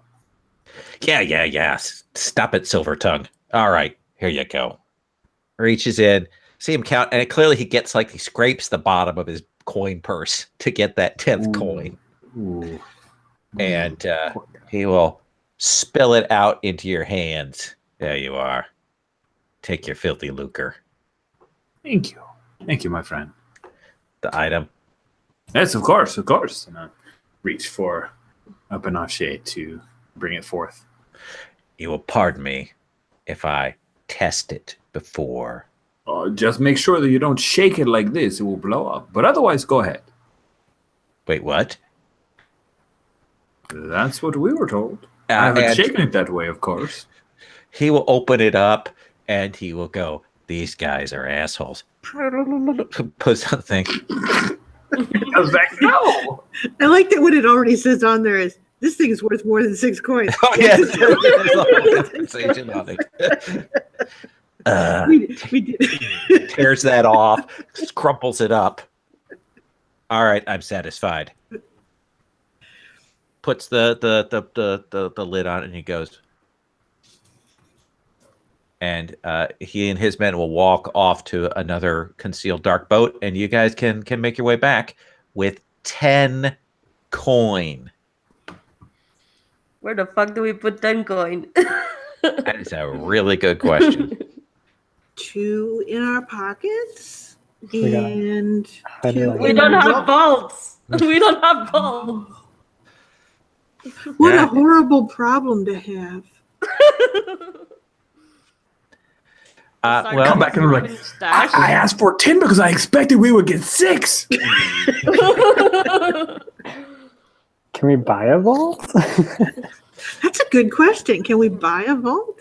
I think vault has to be like earned or something. I don't Yeah. fucking know. It's an advance.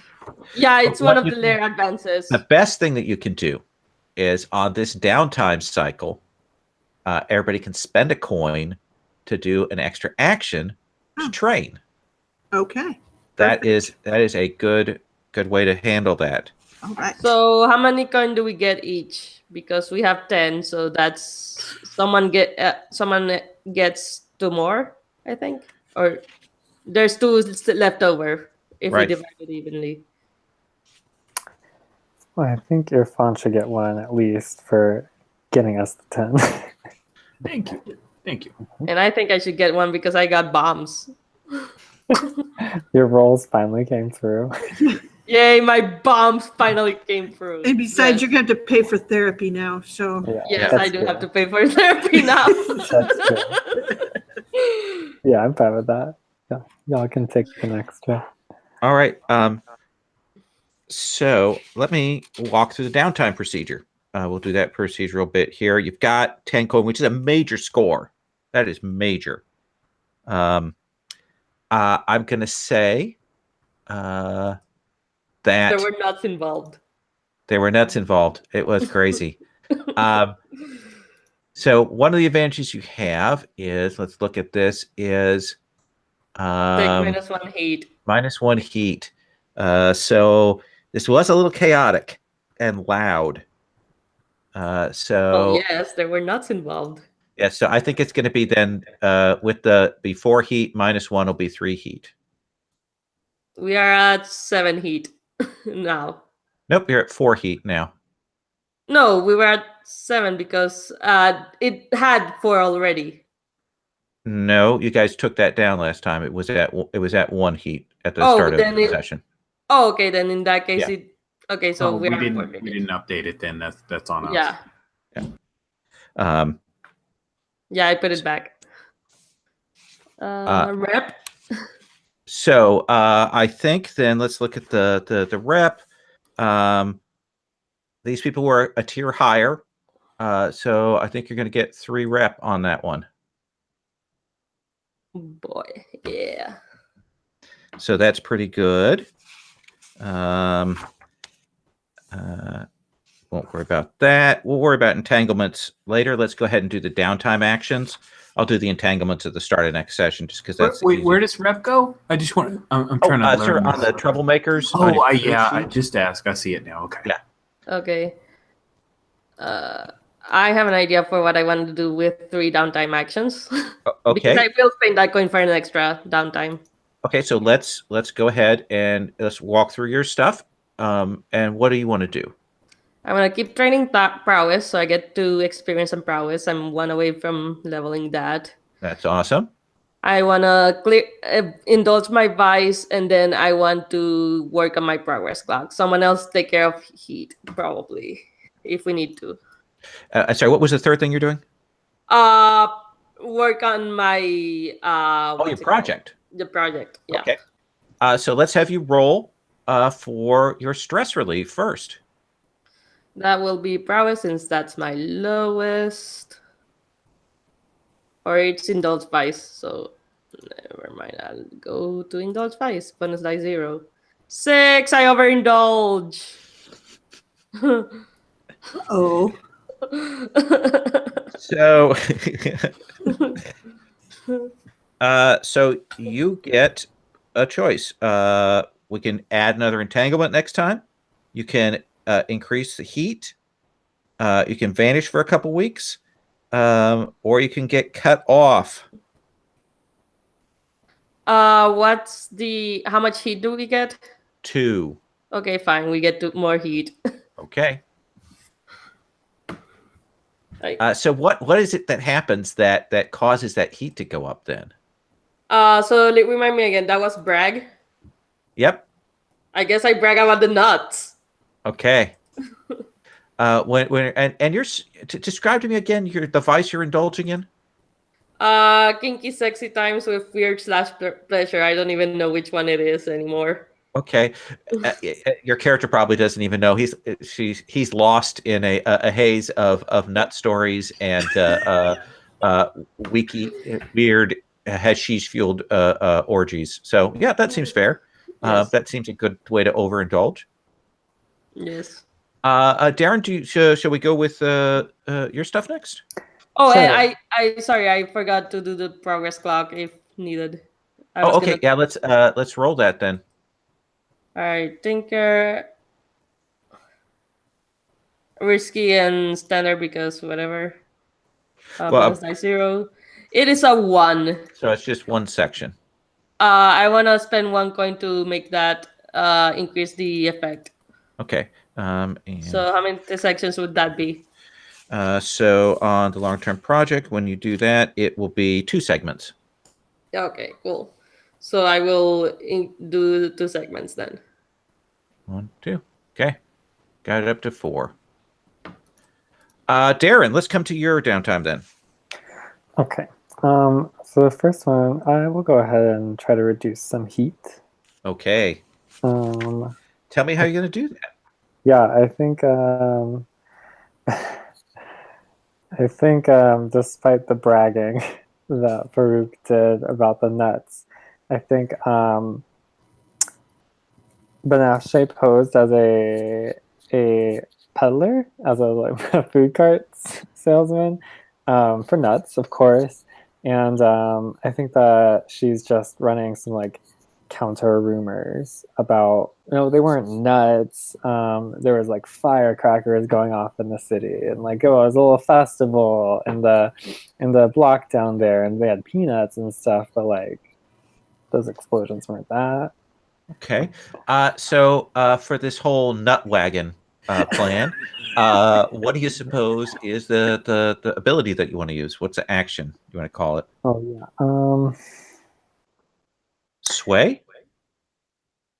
I was thinking, yeah, I guess it is sway because I'm trying to convince them. I was thinking consort at first, but I guess, You could do it to consort.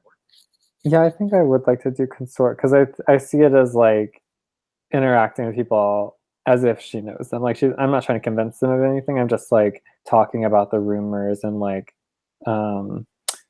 just trying to insert new knowledge. Not saying like don't think it's the nuts, think it's this. Okay, that sounds perfect. So go ahead and roll, and we'll see how many segments or how much you reduce the heat by.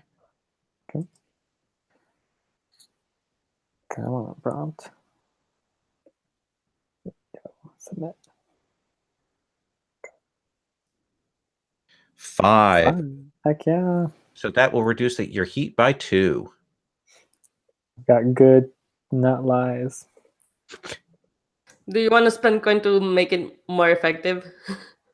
Well, I think that takes off all our. Oh wait, no, I'm looking at rep. I think that takes off all our heat. It was at 6, so it'll go down to 4. It was a 6, but if you spend coin, I mean, you would decrease it further. Is what I mean. 4. Yeah, actually, let me do that. Okay. I will spend the coin. So your heat will be a 3 then. Yeah, that sounds better.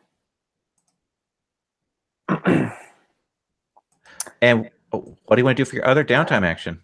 I would like to start a project to get in contact with the Unburned. I'm just so intrigued by them. I That think it's seems fair. just weird enough for Banafshe to get into. Okay, I think that'll be a 6-section project. Sure. And let me quickly put some text by that so I can remember what this is.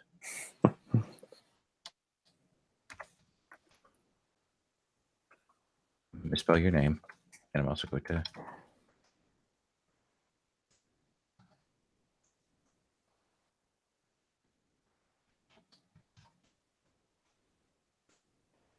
Okay.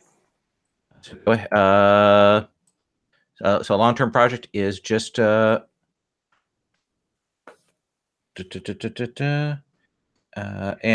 what action do you think that is? Is that consort? Is that something else? I think that at least at the start, I think I'm gonna make it a tune to see Okay. Banafshe is just like walking around the city, feeling it out, trying to find those little clues. Perfect. Roll it.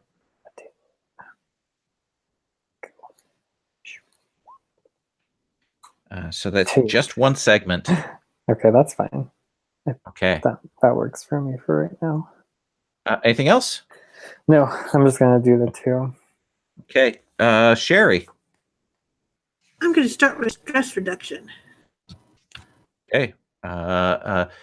Your vice is going and talking to your art dealer and getting a chance to view. Exactly. Wheedling my way different into things. the galleries and Okay. trying to get people to tell me about the art or talk about the art with other people.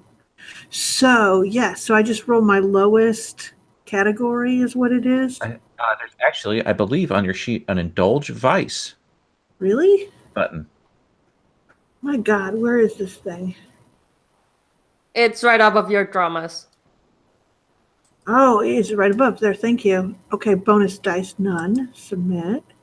3. Okay, well, it gets rid of some of them. That's pretty good.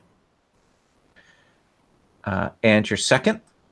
My second, I think that I would like to, let's see here. I would like to train. No, I want to work on my project. Okay. So it's a new ritual. All right. Okay. So go ahead and roll your action. Okay, and that's a tune? I think so. Okay. And it's just standard, controlled, desperate. I don't know. Just standard control because it's a project, so it does it a little bit differently. Okay. No bonus dice. I got a 1 and a 6. That's 3 segments. Okay, Lowell, I'm going to spend a coin to take it up 1, and that will finish. Okay. Let's between sessions we'll talk about what you want for your ritual, how I want to define that. Okay.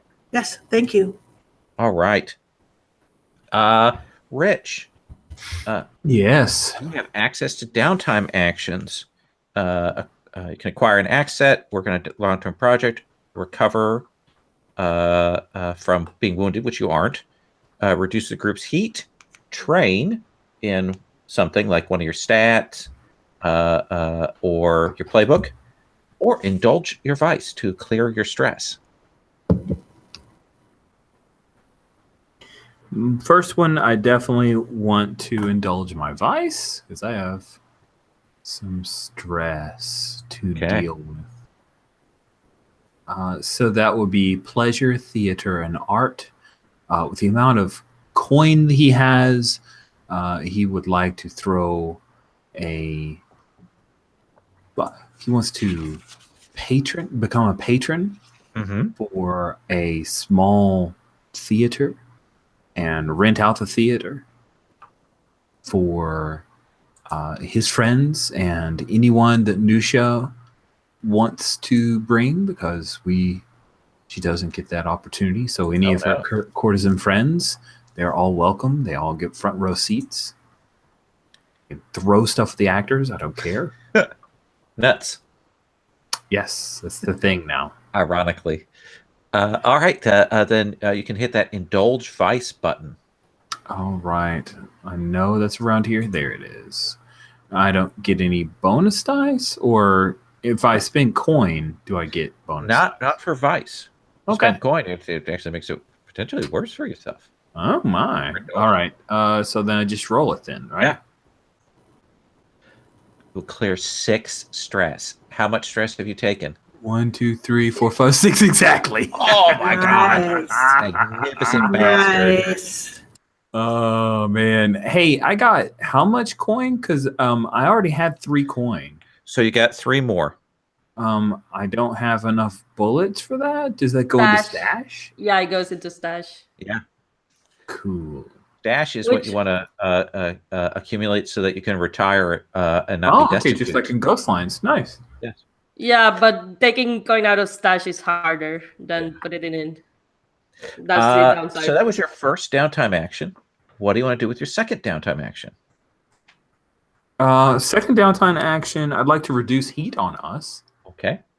So we already had the nut wagon out and telling the stories about how it really wasn't that big a peanut-based trauma. So how are you going to reduce heat? We need to make it kind of directly related to what's going on with this particular job, right? Right. Because we had no other or people. just talk up your gang and how they're nice people. Yeah. I think talking up the gang, how they're nice people. Maybe it's not just me being the patron for this theater thing. It's like our group of people to talk us up. We're well known. Look at us. Yeah. Patrons of the arts. We're People who are fine. around, they know about you. They know, oh, he loves theater. How could he be a bad guy? Exactly. Absolutely. So in that case, that sounds like consort. Yeah, sure. I like that. Okay. Is this a risky or controlled? It's just a risky standard because it gets read a little bit differently. And no way to bonus that up? I think you can take stress to push it. Yeah, it's okay. I just get rid of it.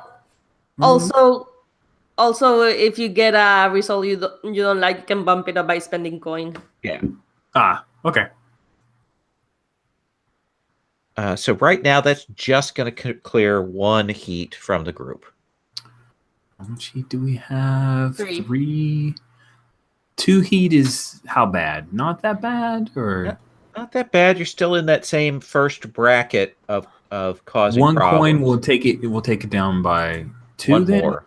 1 more. Yeah, it would go down another. So fix in my kind of head canon. I'm spending that coin on the party that's making everything okay. Perfect. So And it'll take us down by 2 heat. So we have 1 heat left then. yeah, people think you're awesome. Well, yes. Except for Leisha. Except for Leisha. Leisha's kind of pissed. Keep in mind that we had 4 heat for entanglements, though. Like Oh, at that point, it was Yeah. 4. I will do that next time on that. But thank you for pointing that out. Let me go through Third thing? Do you have a third thing or no? if you want to spend a coin, you can have a third downtime action. Train. What does that do? You get to mark 1 experience box on your playbook or one of your attribute tracks. But if you do it on a prowess track, you can actually get 2. Oh, interesting. I don't think I've ever marked any prowess. I am feeble. Okay, it's coin. I'll spend a coin and do some training then. Okay, so put 2 boxes. 2 on prowess then. Okay. Let me quickly do XP. Let me walk through that. Let me find that page. The page I can never find when I want to in this game.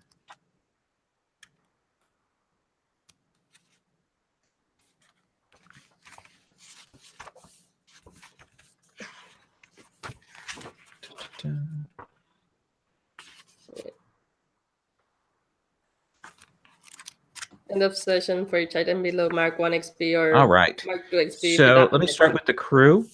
We've got a crew-specific XP trigger. We look on the smugglers here. I'm going to do this. It does seem to me like you guys definitely smuggled some things out. It was above our current station because the tier is higher, you said. Mm-hmm. I think we did bolster our reputation, or kind of create a new one. Let me walk through those if you don't mind, Maria. Sorry. That's okay. I know you're excited, but let me go. So I think we got the crew specific XP trigger. So I want to mark that. I'm going to go down to where that is. And you contended with station of things above your station, so definitely. And do you think you bolstered your reputation as honorable, or did you develop a new one as being assholes? Either one works. Well, I suppose we did what we were hired to do. And I don't know. I guess it depends on who you ask, right? Well, I'll give you a point because he did call you an asshole, and I like that gets played out. And also perhaps that you're involved in nut-based hijinks. That could also be another thing. Let me ask you a question. Did you think anything happened tonight that highlighted the things that make your crew unique? Nuts. Okay. We are Estas trollmakers because we deal with nuts. Okay, so I'll give you one more point. So you are close to a crew advance. Maria, let's start with you. PC advancement. 2 points for your playbook specific XP trigger, I think. Yes. Did you express your beliefs, drives, heritage, or background? We had that scene with Bao. Perfect. Yes, get an XP from that.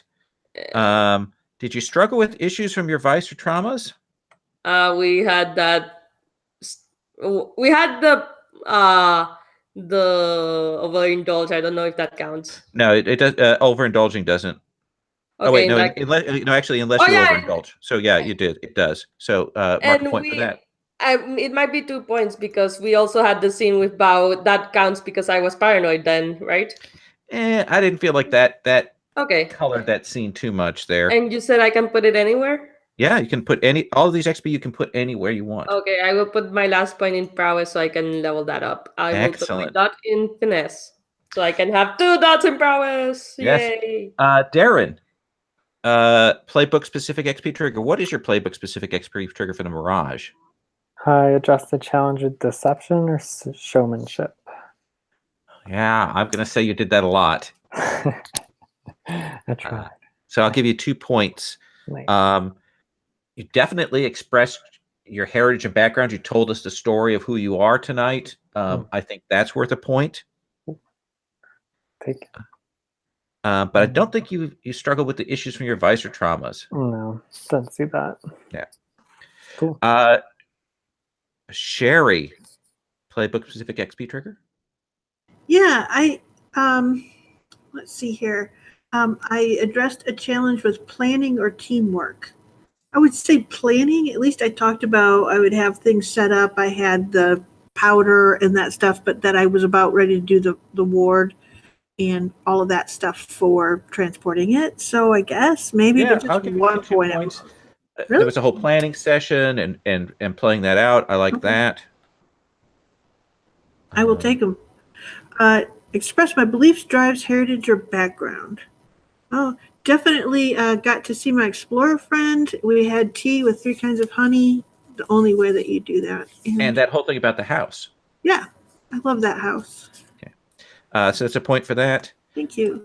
Did you struggle for issues from your vice or traumas? Don't think so. Yeah, I haven't figured out how to struggle with my vice. I'll probably have to get in a fist fight with someone over the meaning of a painting at some point. Okay, I'll keep that in mind. All right. I'm ready to go. Yeah, to exploding nuts for that. So sure. Rich, what is your playbook specific XP trigger? Playbook specific is you addressed a challenge with subterfuge or influence. Oh yeah, you did that a lot tonight. Cool. So 2 points. You can put those XP wherever you want. All right. You expressed your beliefs, drives, or heritage or background. I think the background of trade and the way that he haggled at the end, you think? I actually I like that, and I like the whole thing with the cousin, and you kind of pulling that into your family line and bringing that in. So I think that's worth a point. All right. You struggle with issues from your vice or traumas during the session. I don't feel that unless Nope. somebody picked up something I don't think so. I didn't. Yeah. That one's the hardest. That one you is a little rarer to get. And with the drama. Need to seek that out. And if you fill a track, you can put those points anywhere. If you fill a track, you can get to clear it and buy something. No, I'll put it all in playbook advancement. I don't know why, but that's what I do. Okay. Darren, thank you so much for joining us tonight. Yeah, I was glad a spot opened up. I mean, Yeah. I got into some of the later sessions, like 10 and 11 and 12 or something. Oh, good. Yeah, I was excited to get started tonight. Well, and when people come back, if you come back later, as we roll along the sessions, I will give incoming characters more points. So when you come back, I'll give you some advances to spend. Cool. Wait, I don't have to play to get advances? Damn, why'd I sign up for all this? It's not OSR. Next time, sign up for session 14. 1 and You 4. get 56,000 XP to spend on your character. Now you have to level them up 8 levels, Rich. Yes. I love flying bubbles. I would love that. So thank you guys very much. I'm sorry, Darren can't come next week because he has a final. Yeah, at Oh. 8 p.m. It's terrible. Unfair. I don't know why they scheduled it that Write way. a strongly worded letter to someone about that. I'm going to contact the dean, having a meeting. Yes. Can you make Monday at least? Yeah. Next week. Okay, good. Yeah. Yeah, that was expected this week. So thank you so much. I really like your character. It feels Oh, very yeah. strong. I love everybody's stuff here. We'll do Roses and Thorns another night because we're after the 10:30 hour. I usually on longer games I do it every 2 or 3 sessions, so we'll come back on that. But thank you. I'm so glad we got a job in, and I dug everybody's play. So I'm going to stop the broadcast.